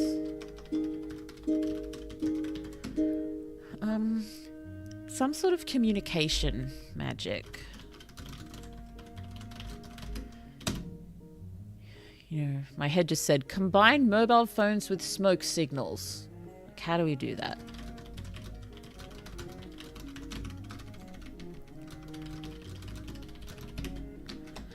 Or has there been minor telekinesis, like very restricted telekinesis, can only move objects weighing less than a kilo within range of like 1 feet? Yes, I think those sort of restrictions would apply with where are we? Because I put a possibility here of like a full dance crew using telekinesis in the construction industry, but simple telekinesis by one person, many limitations, e.g. can move objects of a certain mass, a certain range, depends on factors related to the person doing the magic, e.g. height, weight, strength, etc. So I think that's the sort of magic, you know, the stronger you are physically, the more weight you could move telekinetically as well. I think we've got to draw some of these sort of similarities and figure out where people might have the edge here. I know it's always cool when someone who is not so physically inclined is really good with those sort of magics, but in this case I don't think that would be how it works. Well, animal speaking, but only canines and felines have been discovered so far. Okay. Animal speech, canines and felines. Yes, that keeping it restricted to the few would be good. We've talked a little bit about dogs and cats, haven't we? I can't quite remember. This would also innovate material science researchers, make tools weighing less than a kilo to accommodate the public. That's really cool. Where are we? Here we are. Material science research, making lighter tools, etc. to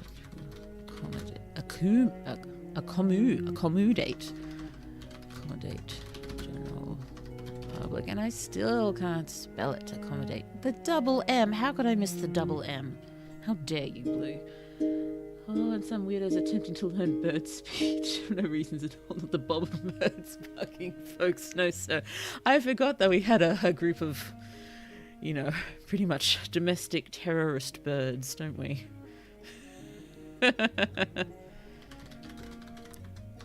Trying to learn bird talk to negotiate with gangs.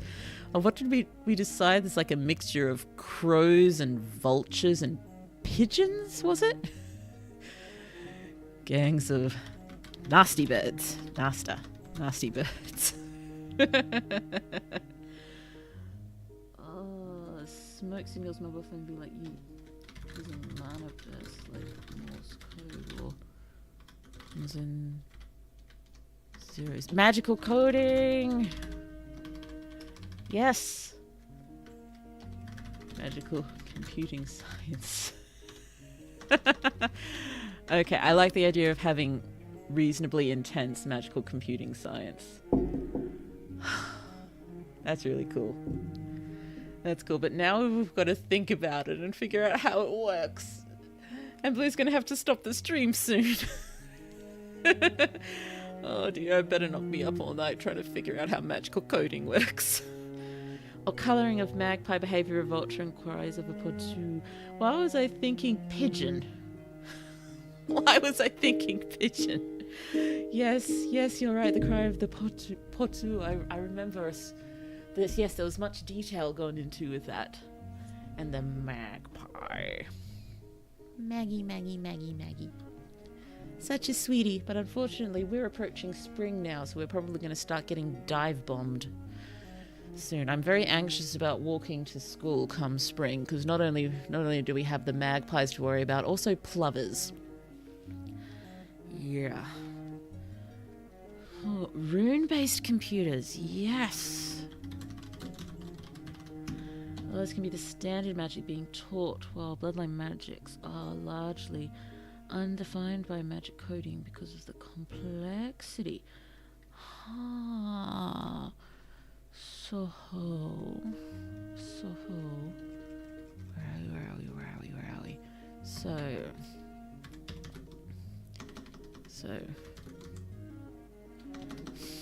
need to figure out the right place to put the word magic there. Computer. Magical computer science, that works best.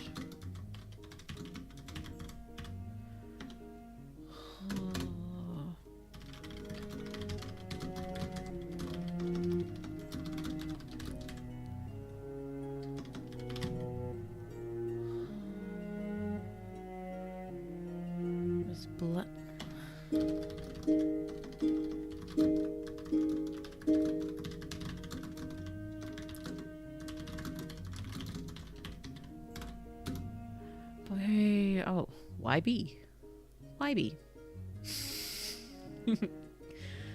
Bloodline magic. Do you mean like inherited magics or something? Because I don't think we've talked about that much yet. Is inherited magic a thing here? Have they, because they've only just sort of rediscovered magic as such, but that just could mean as well they haven't found a way to discover if anyone's got inherited magic and they don't know how to use it.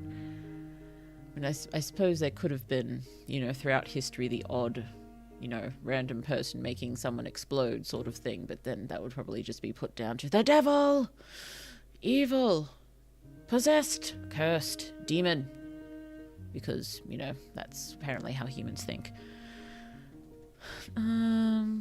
Is there any inherited magics that haven't been able to discover yet? Just haven't known what to look for. Oh, we played with the idea of a family being able to make magic tattoos. That's right.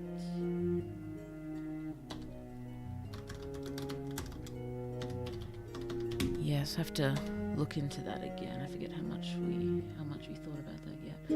Can also be a source of conflict by researchers cracking a bloodline magic. Huh.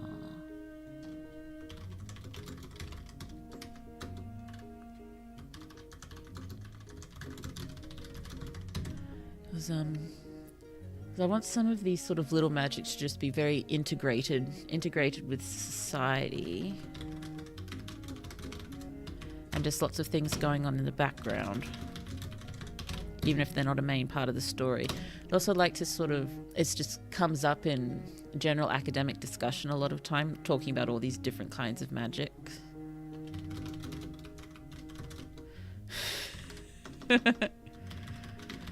Coffee shop conversations. Oh my goodness. I get weird feelings listening to people talking in coffee shops. It just makes me feel like I'm not human, oddly. What?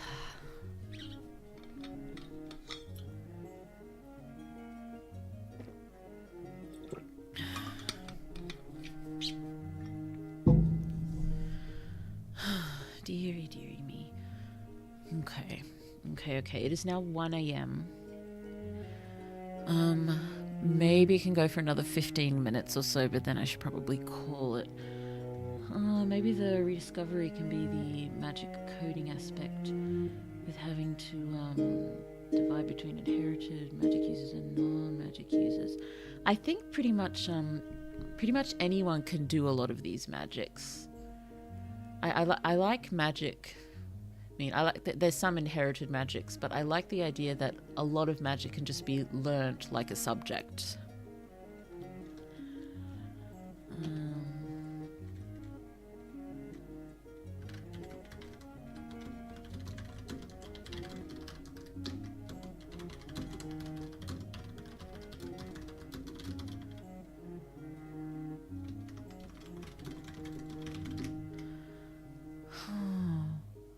So maybe there's a few inherited magic users running around. I mean, that'd make for very interesting academic study.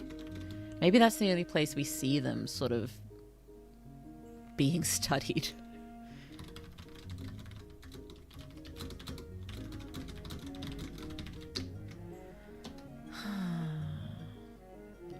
Oh, Blue just had a thought. Maybe... Sorry, I was just hitting the table there. Maybe, Nasty Charles. Maybe he's an inherited magic user. And maybe that's sort of another thing that gives him access to, stuff. Important stuff.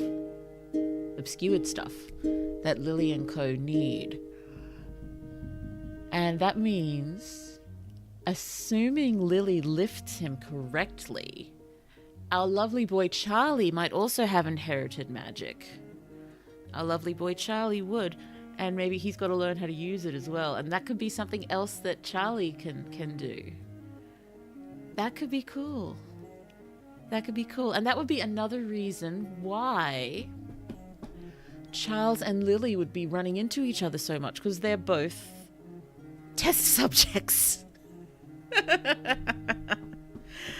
Oh, I like this. Do you like this? Please tell me if you like this. Oh, poor table, -1 HP. I didn't do it on purpose, sweet table. Sweet desk. You have served truly. Well and truly. How long have I had you now? Yeah. When did I move out of that street? That street near that shop. When did I move out? 2018?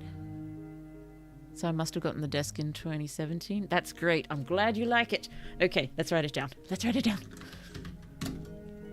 Can't just call him Charles. I'd call him Nasty Charles. Just in case there's another Charles who's nice and we don't know about them very much. Hello, Reaper. Hello.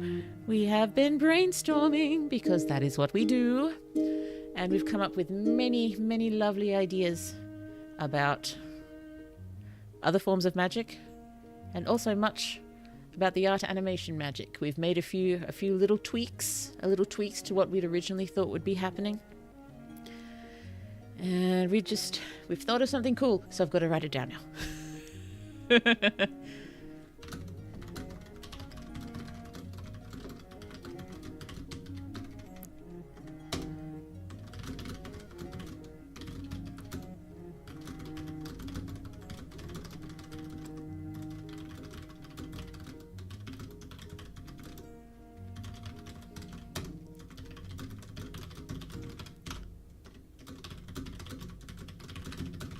Even though they'd be a part of different studies, it's the same sort of crowd. So yeah, that works. Why? Why did you do this? Stop it. Stop it. No. Please. Give me my dot point. I want my dot point. There we go. I am happier now. Yippee! Yay! All the brainstorming. Okay, let's make this a new point.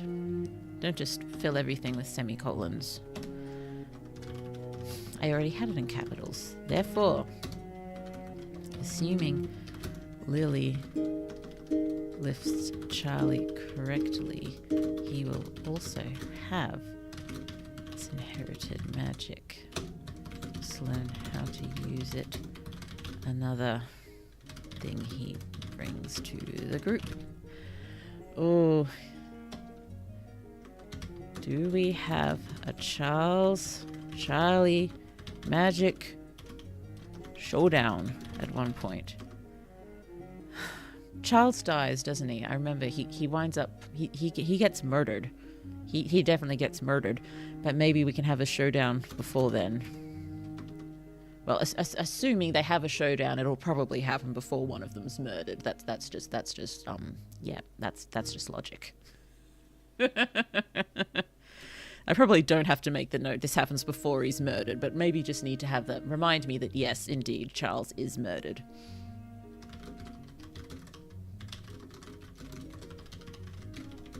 Clearly. And, you know, not a planned duel sort of thing, just a, you know, spur of the moment doppelganger. Doppelgangers meet and try to destroy each other.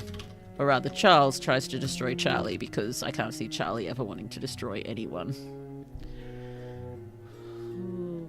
Oh, Charlie says to Charles, only one. There is only one. Maybe Charlie was created with a bit of Charles's blood. Could be why you inherit the same magic. Yes, that works. That works. That works. We do need blood to do this, don't we? So we need. Oh, how are we gonna get Charles' blood? Need Charles's blood in Charlie's creation. Main reason why he gets the inherited powers too. How do they get Charles's blood? Well, actually, given he's a test subject frequently, there's probably a few vials of it lying around somewhere. Oh, geez, I missed out on that rule. Yeah, there's we figured out a little bit. We figured out a little bit about how the art and animation works. Sorry, microphone, I nudged you again. Yes, to lift a living person or a living being, generally you need blood of some sort. Often you can use your own, but I imagine to get it, I mean, particularly if you're trying to copy someone, you'd want to get their blood to make it, you know, as authentic as possible. But I think generally you can just use your own. Lily probably could have used her own, or this is Dahlia, isn't it? Dahlia's doing the actual art. She probably could have used her own. I suggested to use her, and like Lily, like, no, I'm gonna go and get Charles's blood. It's like, how are you gonna get Charles's blood? It's like, I'm going to go and break into a medical freezer. Okay, you do you. Sort of thing. But to lift inanimate objects, we need it's alchemy like. We need some bits and pieces of what the object would be made of, like sand, earth, metal shavings. Sorry, I'm excited. I'm pumped. That's why I'm getting even more repeaty, I think. Ooh, do the magic pens use blood like ink? I'm not sure all of it. I think we just need a few drops. I mean, in Charles's case, I think they use a lot of it, but I think we only need a little bit in general. But, yeah, I think it'd probably be a bit much if just using lots and lots of blood to draw it. Oh, maybe some people are very committed. Okay, I feel like I need to jump up here and say, Some artists are very committed and only use blood in their... Well, in their living things, lifting things. You wouldn't have to do... Why do I consistently put 2 R's in there? There are several... There's definitely no F. There's several ways to spell there, but there's definitely no with 2 R's in a row. Stop it! Sorry. Some artists are very committed and only use blood in their art. Living animation. Artwork. There we go. Oh dear, that would definitely leave the artists fairly weak. Wind up in the medical wing. Maybe they only hear stories about this, or lots of rumors and stories about this. Like this one time this kid lifter thought he was wanted full marks for this assignment. It's like, I'm gonna only use blood. That's gonna give me the best result. I mean, the more you offer, the better the outcome. So I'm just gonna give this much. And yeah, passed out, wound up in the hospital, and didn't even submit the assignment. Also loving the energy. This is the most alert I've been in, I'm sure, 72 hours. And I should probably go to bed really soon. I'm so sorry, Reaper. You always arrive just when we're about to finish. Oh dear. Random question. Would more people be able to sort of make it if I started 2 hours earlier? Like for me, that would be 9 p.m. AEST. Would that work better for anyone? Oh, just me. For you, Rupert, it'd probably be worse, wouldn't it? So I'm still just trying to think of trying to solve the problem of Blue being eternally exhausted. And just need a better time to stream. Why is there no good time to stream? It's just... Oh, I wake up around 7 to 8 a.m. PST. Okay, I will do those conversions later and see what I can come up with. But that would actually work for me. I'd be able to make it even on the days I get out. Ooh, wonderful. Because I've been saying it for months now, but I do want to do at least, I'd like to move up to 2 streams a week. That would be nice. Oh, dearie me. It would be ideal if I could stream in my mid-morning. Be ideal if I could stream 9 a.m. for me. But unless I can find any childcare around here that I can afford, it's just not going to work.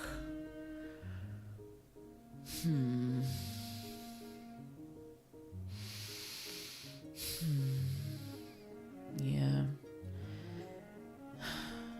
Sorry, there's been some pretty awful stuff coming out in the news in Australia recently about the state of our childcare system. There's a lot of creeps getting hired, it seems, to look after our kids. So I am less keen, more less keen than ever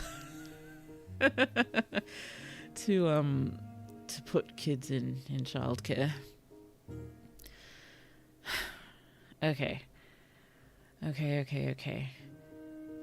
Did we want to try to think of a few other random small magics before we have to finish? Like, again, we've got we haven't thought about what this inherited magic is, but inherited magic, we don't have to think too much about processes and tricks for that. It's just this person can do this because they're born able to do this sort of thing. So I can think about that later, sort of what Charles can do and others. But how did I phrase it? Okay, yes, lots of bits and pieces of random magic, and it's very rudimentary, commonplace in society because it's some of the few magics available.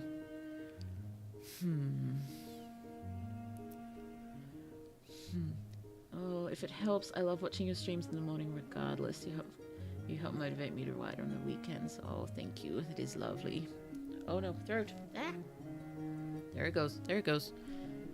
I can recover. I can recover. Oh dear. Yes, I suppose I just wonder about these things because I know quite a few people prefer to only watch live.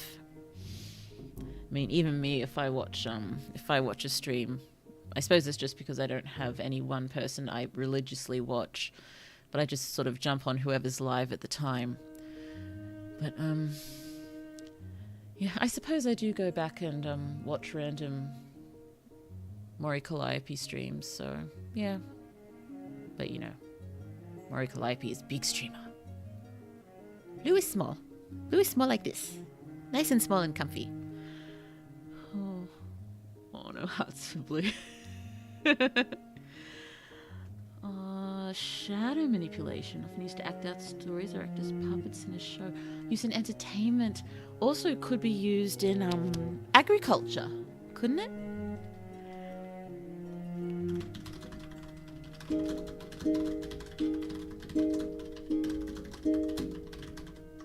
Potential uses in agriculture, maybe?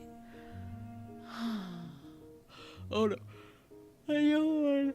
Oh, excuse me, sorry. Manipulation. Hold up, what do you mean? In agriculture, you know, it says some crops need certain levels of shading and sunlight to grow. What's the word I'm looking for? It begins with P, I think, but I can't think of the word. But controlling the shade that that crops get to ensure better growth. Ah, microphone, stop it. Controlling shade crops get to ensure optimal growth. You know, it's just a small thing. Yes, plants, controlling, you know, the shade that crops get and such. I suppose you could also use it in small doses as well, like if you've got a tiny apartment with terrible lighting, maybe you could use shadow manipulation to ensure it gets the most sunlight at all times.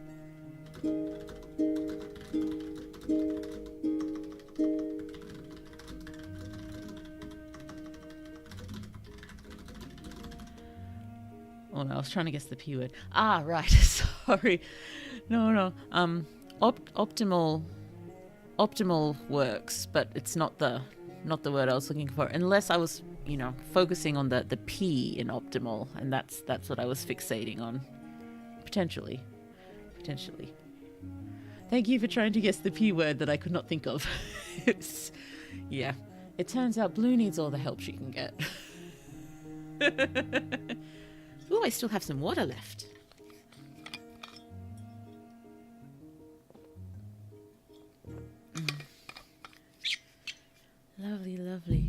Lovely. Also, I'm guessing I should probably give the general spiel since coming towards the end of the stream.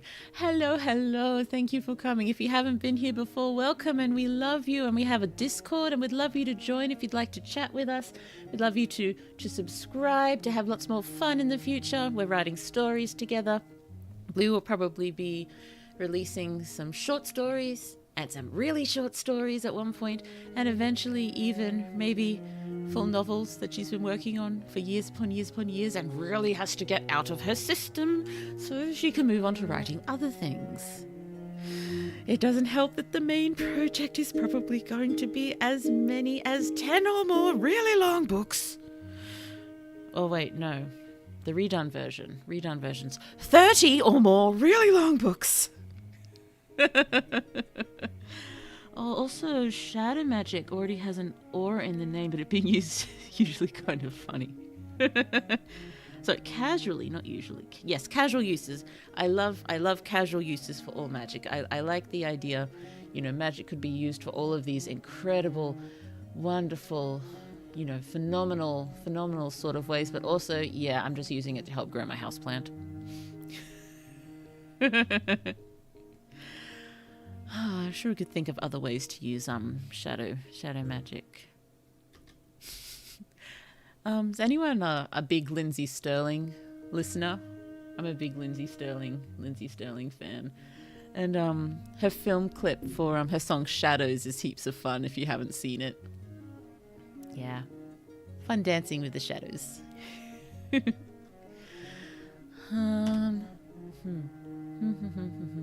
I am looking at a sculpture of a penguin with a tag that says duck. Will that help me think of a magic? Now I'm looking at a small stuffy of Kiriberos from Cardcaptor Sakura. Something flight. Small magic related to transportation or flight. Transportation. Please tell me I spelled it correctly that time. Hooray! Discs. Little hover discs. So sort of like scooters, but just hover discs. Or a combination of... I'm not thinking full on, hover skateboard, Back to the Future style. Maybe even... I don't want to go as far as teleportation as such, but maybe they sort of ping between sort of stations. I just have to write the word ping, see if it helps me remember in the future what I was thinking about. No, it doesn't have to be that, but some sort of small magic related to transportation or flight. Possibly not even for people, maybe just for freight.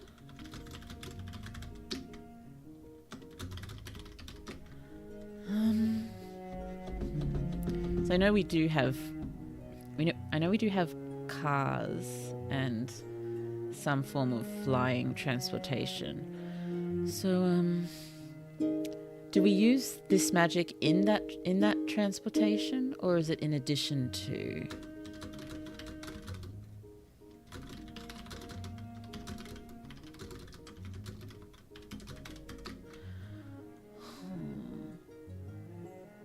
I'm sure a lot of the magic could be inspired by art terms. Ooh, yes, I love shading, so maybe the shadow, so it has to be called shade. So we're throwing shade.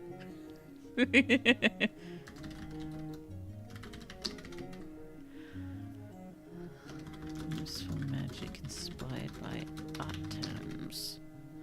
I mean, magnetism is in turning things magnetic and thus allowing them to float.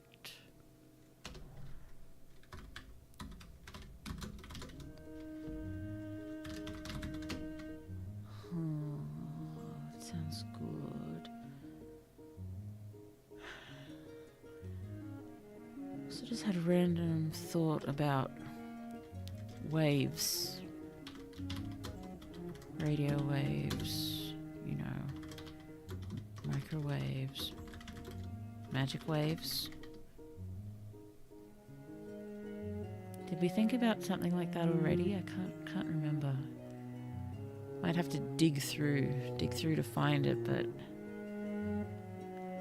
just thinking about, needing to tune to a frequency of some sort to do magic.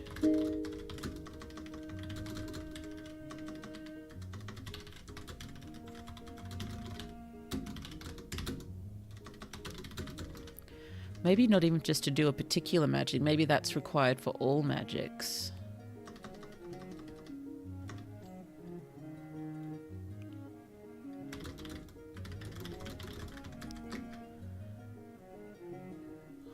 Also, maybe the floating disc thing in other vehicles are a city-by-city basis. Some have them and some don't.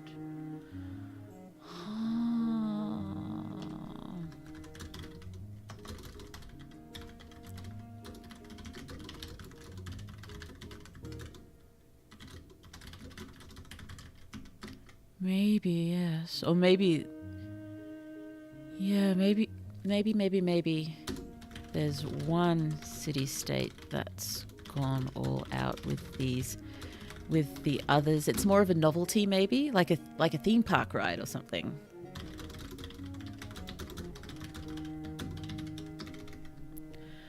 Oh, we've got a basic one, culinary magic to aid people. Yes, I love culinary magic.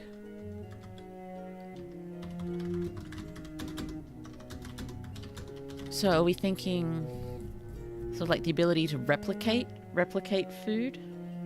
Food in particular. I'm not sure about the ability to replicate anything, but maybe there's a particular sort of food replication thing. So we don't have food shortages really as a problem. Like, we still need to grow quite a lot. Magically drawn. Oh yes, magically drawn food. You are absolutely correct. I hadn't thought about that. We don't need replication. What are you talking about? We can draw food, but I think we'd still need sort of the essence of food to create it, and possibly a fair bit. So we'd still need to grow some crops, just not a huge amount.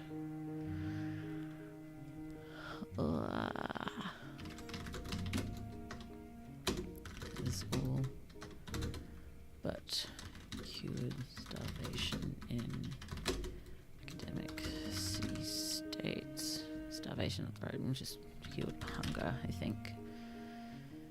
City-state. Big industry. It'd be very dependent on...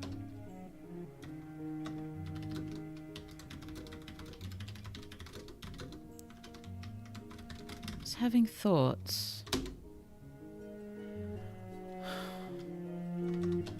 What if part of the ancient magics discovered in the treasure hunt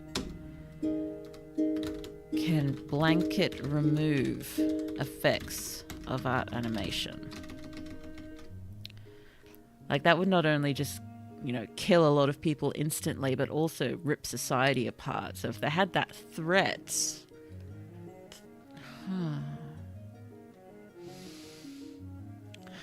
Is that too heavy? Is that too much?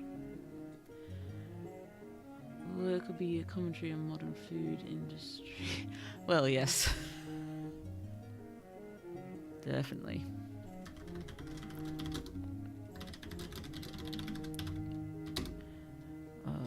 Poorer areas. Real food. Higher classes have drawn food. Probably you can put any sort of flavor in drawn food, make everything just taste phenomenal.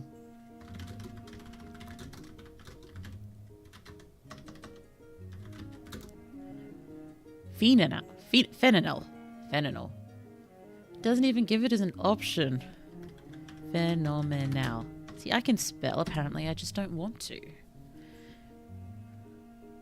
Oh.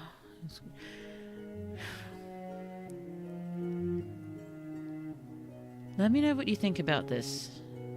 It might be... I'm wondering whether it's too much. Like, there could be an awful lot discovered here, but... Yes, if the one with nefarious plans who has just come into power gets hold of all of this, and this is sort of hidden among it, that is a huge threat to hold over the world.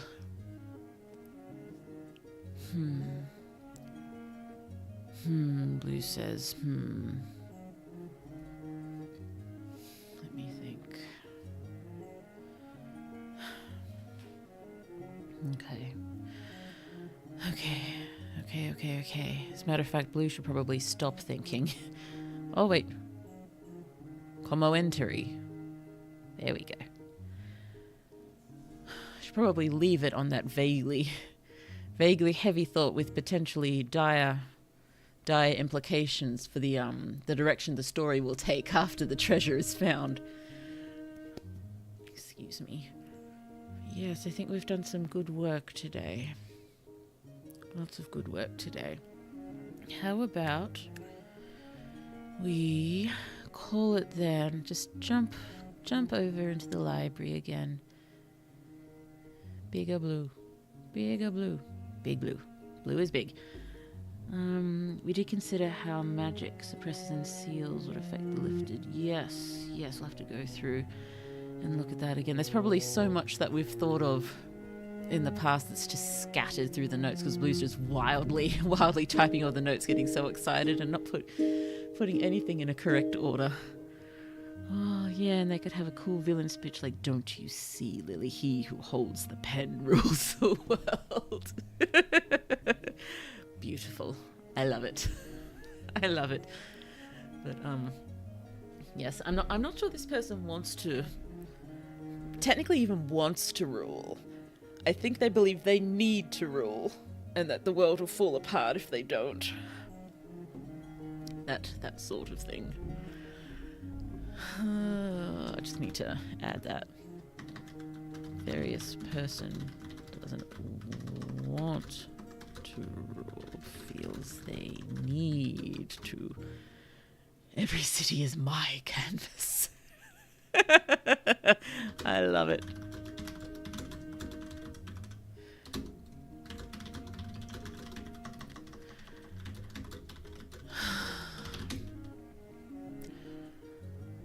Well, so I'm thinking the nefarious person is probably of a more womanly nature because, I think we need more, it'd be sort of Lily facing off with this bad guy, and we need more sort of lady bad guy to good guy. And there's probably plenty out there, but, it's a good dynamic, particularly because it's someone that Lily has always looked up to. So, yes, that'll be good. That'll be good.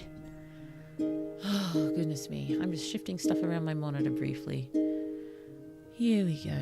So, that was a good brainstorming session. Thank you so much for coming and for helping so much. We always come up with better ideas together, don't we? Don't we? It's,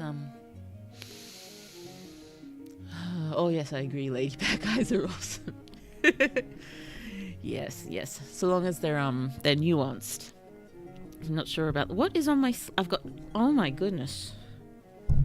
I have sort of medical tape on my hoodie sleeve. That would be left over from when small one 2 still had his nasogastric tube. It's a long time ago now. It came out at the end of January. Wow. He's so big now, by the way. He's big boy. Big and strong and very clingy. Well, we definitely put the storm in the brainstorming. We did. Yes, we need the lady bad guys to be very nuanced. Because, yeah. So I want this bad guy to, hold these threats over everyone sort of thing, but still be sort of trying to do technically good things. Like wanting to get, ensure that everyone gets the best food and the best everything, because it's not how things are going, but just going about things in completely the wrong way. And, not knowing how to support or how much to support or what to do. So it's definitely going to put Lily in a bind. As does the end always justify the means? I'm not sure. I mean, we also need her to do some really bad stuff. As in really bad stuff. She's totally going to do really bad stuff. I've got to think of exactly what sort of bad stuff she's going to do, but she's going to do it, is my point. Oh, dear me. Oh, yes. Oh, goodness me, that did not sound healthy. Sorry. I'm just going to take my headphones off because my ears are ringing from sound cancelling. Weird how that works, isn't it? Oh dear. Oh, and we've hit 10 concurrent viewers. Hello, you lovely 10 people. Why would I almost say you lovely 10 dozen? That just makes no sense whatsoever on, in any realm of existence. I hope you are all well. We'll be finishing up soon, so as soon as you all get here, you're all probably gonna go. But you are all welcome nonetheless. And Blue still hasn't sung her final song, so that could be nice too. Oh, dearie me, what should we do next week? I think I may have to have a a bit of a break, just for a week, at least, from Dark Academia. And then when we come back, assuming Blue has perused the notes and done some organising, do you think we should tackle chapter 1? Are we ready to do that, or do we need to do other brainstorming first? Because my thought was that if we start trying to pull together chapters, and just as we run into more need for world building, we just sort of do it as we go. And then I think that's what we may have to do. Otherwise, we could just brainstorm forever, quite happily, and never actually get to the story. So I think we've just got to sort of dive in sooner rather than later and, brainstorm as we go, as we need to. I hope all of you would be amenable to that. I think that would work. Oh, I'll do some more sketches later. Ooh, wonderful. Looking forward to seeing them. To seeing them on Discord will be lovely. Oh, and we're ending the stream in time. Me finishing to cook took about timing. Wonderful timing. Yeah, 10 dozen is like a baker's dozen, but for Blue.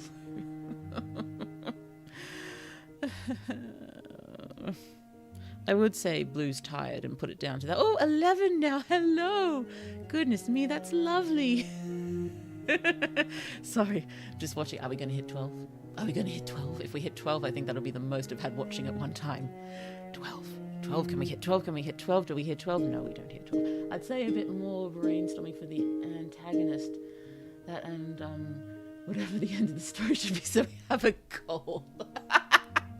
Okay, that's a fair point. So not next week, but maybe the week after we can talk major plot points and end game. Yeah, we're just gonna dive in. We have no idea what we're doing. We don't know where we're going, but we're just gonna have fun. Yeah, that's not generally how Blue writes. The way Blue writes is she writes a million notes, spends ages putting them in order, carefully pulling all of them and dividing them up into exactly where they'll appear in the story, and then going through those notes again and writing each chapter in note form from these notes, just more intensely, and then coming back again and writing it properly. And then coming back again over and over and over and over again and editing before she even gets to the next chapter, which might explain why she hasn't finished anything yet. Oh, chapter 1 is more of a prologue pilot, so it doesn't need to be that world building heavy. Yes, same. It is a sad lot we have, isn't it? Is that the correct term? A sad lot. Now I'm just hearing music from the Pirates of Penzance. For some reason. Oh, meanwhile, I operate in an effort we pull away. Well, it seems like more would get done, and it sounds like a bit more fun, honestly. In any case, first chapter is going to be predominantly Lily kind of in trouble, but not really, in the dean's office, and vaguely a therapy session as well. Because they got to keep an eye on this Lily, and so we'll have to mention things about Charles will have to be brought up, and a few other things. I think there might have to be some sort of mention. Oh my goodness, we hit 12! Hooray! Hello, we hit 12. You have made Blue's night. Thank you, all of you, and straight back to 10. This is why we shouldn't watch our stats as we stream. But they seem determined to sort of shove them in our faces. It's up on YouTube Studio. It's up on Prism Live Studio. They're shoving my stats in my faces everywhere. I can't ignore them. I have no idea what I'm doing till I'm roughly 80% done. Again, it sounds like a lot more fun than how Blue does it. And again, at least you've gotten to 80% done. Oh dear. Yeah, I keep coming up. Oh, I haven't told you yet. I came up with 2 whole new story ideas in the past week and been very enamored with both of them. But I haven't written anything down for the first one, and I've forgotten most of it because, I was like, I can't have any more stories right now. I've got enough to write. But the other one was highly intriguing, and I wrote down a lot. I haven't written down the main stuff, the main new stuff that I thought of. I'm going to have to, because it was very intriguing. But I was thinking again, like, maybe this is the story. This is the one that I might just be able to sit down and write without spending years planning it out. Maybe it's this one. How's it go? Maybe this time, maybe this one. Maybe this one I'll write. And Blue sings another copyrighted tune in the stream. Oh dear, I almost belted then. I like belting. Oh, I should watch that musical. Cabaret. Let's all watch Cabaret. Can we have a watch along with Cabaret? Is Cabaret available anywhere to watch? Should we find Cabaret? Where can we watch Cabaret? Where can I stream Cabaret? Disney Plus? Apparently. Netflix? Apparently. Really? Are you up here on all of these? Well, I'll have oh, it's also on the Internet Archive. Okay, we'll keep that in mind. Oh my goodness, 13! 13! Hello, lovelies. Hello, lovelies. Blue is just sort of, what's the word? Climbing the walls. Going out of her tree currently. I feel you on that. I spend so much time planning the world and general plot lines that I struggle re-editing chapters often. Oh, yes. Oh, yes. Sounds of dial-up as I try to focus on a single idea in the maelstrom I call my mind. Oh, yes. So often, I just like to just lift consciousness out and place it in, you know, a glass or something where it can rest without being assailed by everything. We just need awareness to be aware of nothing for a while. It's they call emptying your head of thoughts. Just I can't actually do that. They did that in Potter, didn't they? It was like, what do they call it? Pensive? Something along those lines, but not Potter affiliated would be nice. If anyone knows any tricks on how to empty your mind, that'd be nice. I think someone once told me a trick they used to fall asleep, which might be applicable to emptying your mind as well. Just sort of close your eyes and imagine like a single point of light or something like that, and just focus on that imaginary light. I'm sure there was more to it, but oh dear. Is a weird state. I blink and half of my workday is gone. Well, at least half the workday is gone. Closer to getting to the non-work part of the workday. Excuse me, sorry. Oh, goodness me. We still haven't decided what we're doing next week. Maybe a game. We have not gamed in some time. Oh, 5 lovely likes. Thank you. You're all so sweet. Yes, I have recently acquired a game about arranging cats, and I'm rather keen to give that a go. Also, what's the girly horse racing game? Despite it being a gacha game, it looks adorable, and I am sorely tempted to give it a go. Would people enjoy that? So we could do some cat rearranging, or race lovely girl horses, or I'm sure there's another game we could finally have. What is it? Our ninth session of Banished. I haven't played that in a long time. Yeah, Uma Musume. Yes, Uma Musume. I've been wondering whether I should play that because it's free to play, and Blue would be under strict, not strict rules. Blue does not pay in gacha. Blue does not pay in gacha, no matter what. Just take it as a general rule. Blue does not pay in gacha. But, I'm tempted too, and I normally don't like gachas. Yes, we need more horsey VTuber gamers. Yay. Might as well waste no money. We just do our best. Do our best playing it for free. Years ago. I stopped playing it years ago because I wasn't getting anywhere. I was going to have to start paying to get the cards I needed. But there was a BTS phone game that I was very into, and I was very, very devoutly doing my dailies and getting my free cards, but I just kept getting doubles of everything, and I never got nice 5-star cards. But yeah, I stopped playing that ages ago because I wasn't getting anywhere. Oh, very FTP friendly, not really needed to pay if you're a casual player. Wonderful. Blue is nothing if not a casual player. Sweatlords, on the other hand, are those that fork over their life savings just to get that covered mobile phone PNG. But yeah, it's not good, is it? It's not good. But I still give thanks to them because they keep the game afloat. I suppose that's one way to look at it. I just, worry about how much these games sort of target people who have, predispositions to gambling-related mental disorders and such. It's just very predatory. So we do have to keep that in mind as well. It's one of the main reasons I avoid gacha games in general. But, horsey girls. Lovely horsey girls running races. And plus, in what I've seen of Mori Calliope, I shouldn't just call her Mori, it sounds like we're friends. I'd love to be friends with Mori, but I should probably be more polite until that point.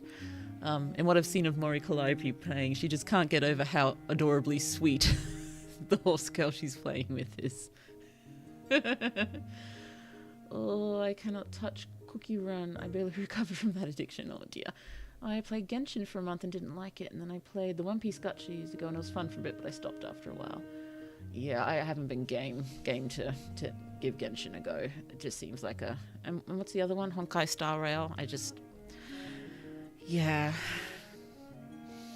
In the wrong hands, they could be really dangerous. They could, as you say, rip people's life savings away from them before they even notice. Just done in the microtransactions, you just don't notice how much you're spending.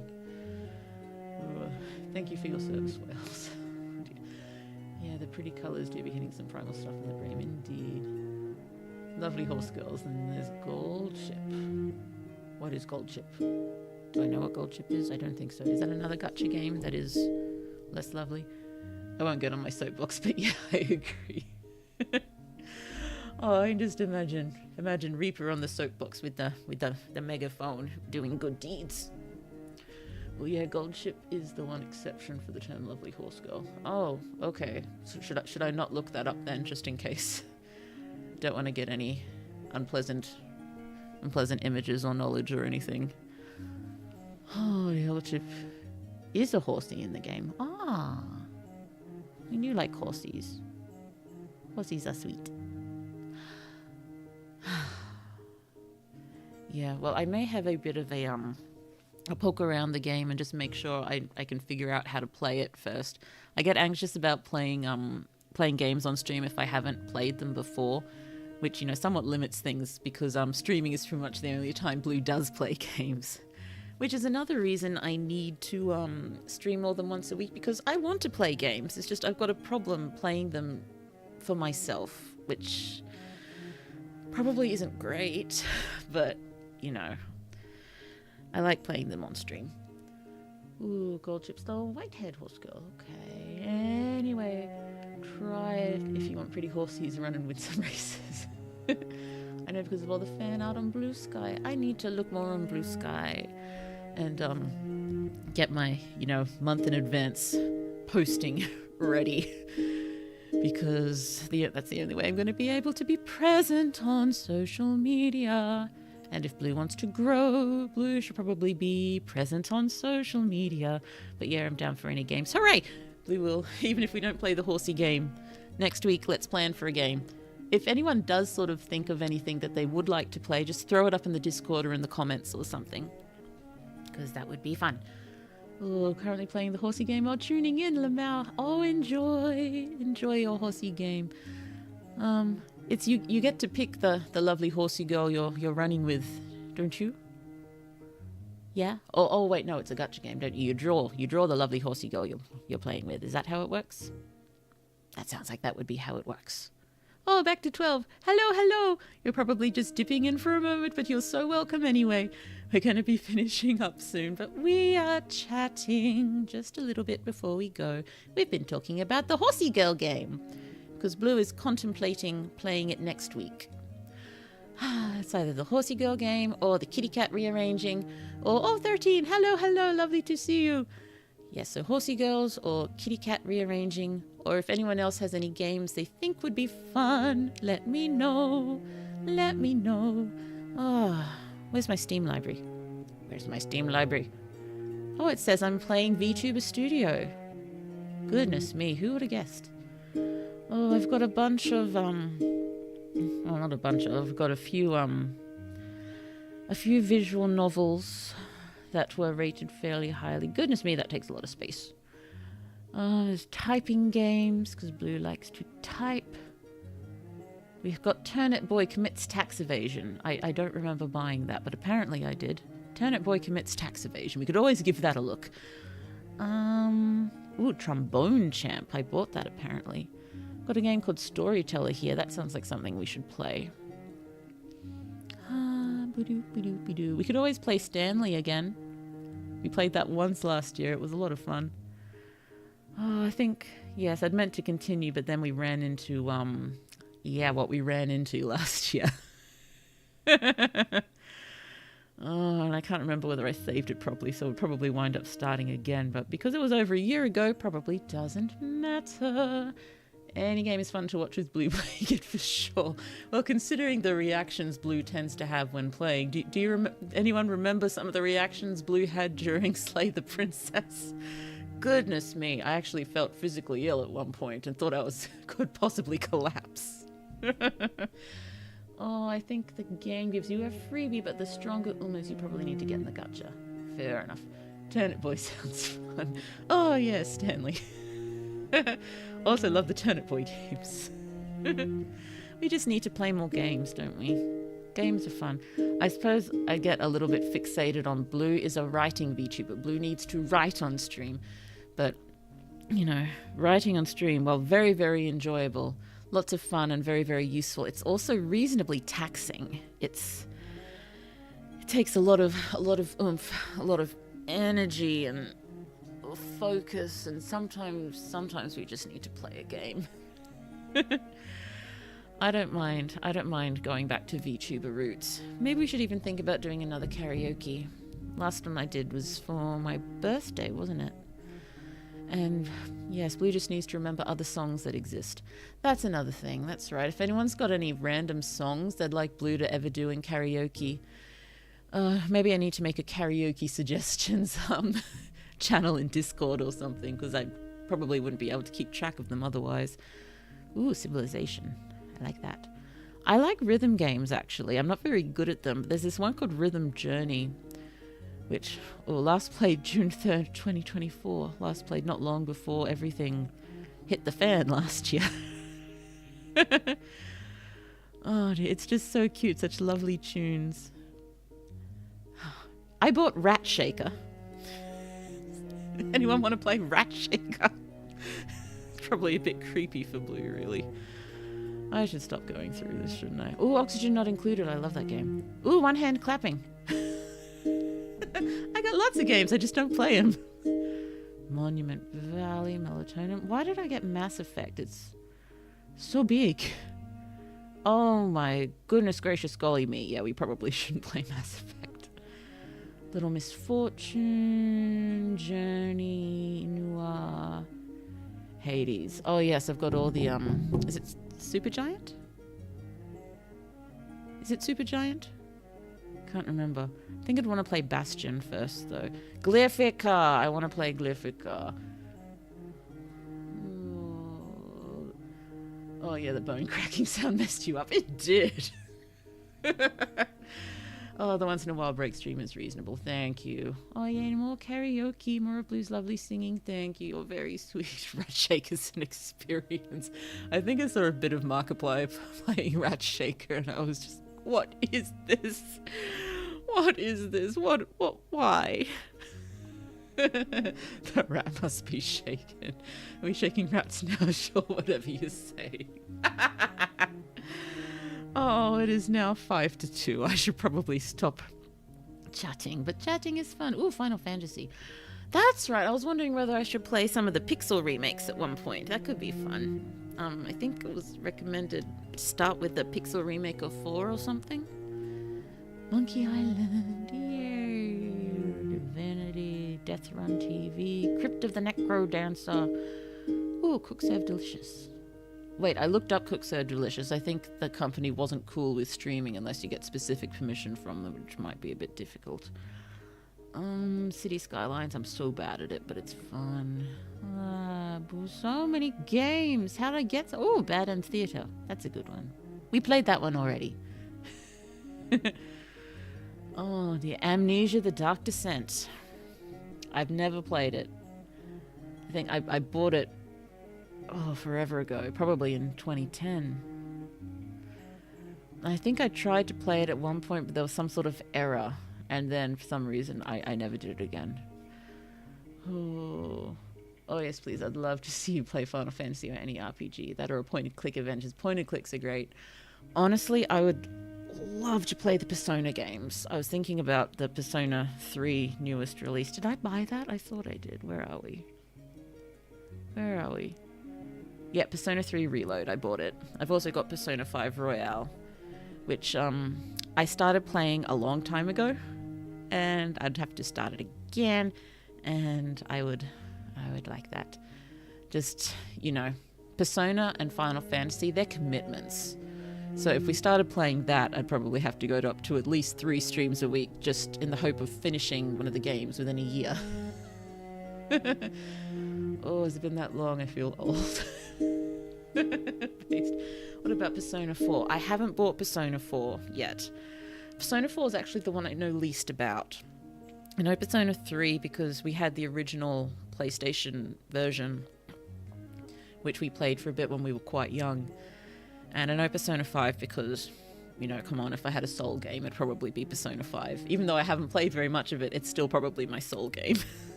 Goodness me, but yes, 4 as well. Well, I've got 3 and I've got 5, so we can, if we're going to play through Personas, we can play those 2 first, and then I can buy 4. Because hopefully by then I will have a bit more money. Oh dear. Well, in any case, we can discuss in Discord in bits and pieces what sort of games... Oh, Papers, Please! We should play Papers, Please. That would be hilarious. Oh, Persona 4's awesome. I played a good chunk and need to continue, but it's great. Okay. I will check that I've got it in my, I'll check I've got it in my wish list. Oh, I discovered Persona when Persona 3 FES, I think it was the one released. Ah. Yes, I forget. How did we run across it again? I think we might have picked it up secondhand from a video shop going out of business. Possibly. Unless I'm thinking of Final Fantasy X. Oh, Papers, Please is so good. Also, yeah, I think Persona is the most commitment-heavy RPG. Well, I suppose we're already a community that's a bit sort of based around, going it slow. I mean, we are trying to write a novel together on stream. So if we do 2 streams in a week, 1 stream a Persona game, 1 stream writing a novel, at least we won't be short on content. But we might wind up having to take breaks occasionally just to breathe. Oh, we're going to Arstotzka, however you write it. Oh dear, I just have a feeling if I tried playing Papers, Please, I'd be panicking so much. Oh dear. So many lovely games. Oh, Moose Lost in the Woods? Oh, I think I bought that one for Small One 1 to play, but I haven't gotten around to it yet. I bought a bunch of games recommended for 6-year-olds. And yes, she's not 6 yet, but she's pretty close. So yeah, they might not be as fun to play on stream, but who knows? Kids games can be fun. Portal. Yes. Portal. We will go old school and Portal all the way. Ooh, Princess Maker. Oh yeah, we've only played the one stream of Long Live the Queen, haven't we? Ooh, Portal. Yes, Portal 2 remains one of the few games haven't quite finished. Oh, we've got a small one. Are you okay, darling? I'm just going to mute, sorry. Give me a moment.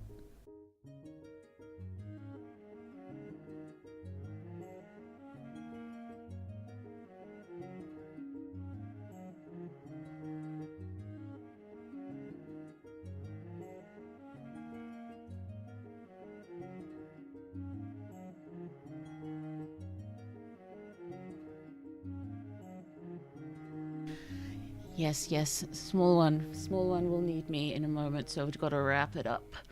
Ooh, you either panic or reach for a Nirvana flow state when playing Papers, Please. Okay, I'm going to have to wrap it up now. Thank you so much for being here and helping me brainstorm and having such a lovely chat and browsing games. Browsing games is just surprisingly fun in itself, isn't it? You buy all these random games throughout the years and forget you have them, and then just, ooh, that'll be fun. So we'll think about what game to play next week, and then the week after we will think, major plot points and end game for the novel. So until then, thank you for being here, and wherever you are in the world, good night to you, good evening, good afternoon, good morning, and I hope the rest of your day is absolutely lovely, because that's what you deserve. And I just double checking I'd actually turned my mic back on then. I had, thankfully. Okay, let's just sing our goodbyes and then Blue will go. Throat. Of all the money that here I had, I have spent it in good company. Oh, and all the harm I've ever done, alas, it was to none but me. And all I've done for want of wit, to memory now I can't recall. So fill to me the parting glass. Good night, and joy be to you all. Hello, crate of fish.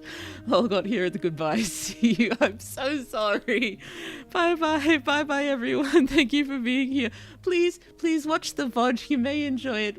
I'd love to hear what you thought of the stream, and if you have any brainstorming ideas, or if there's any games that you'd like us to play together.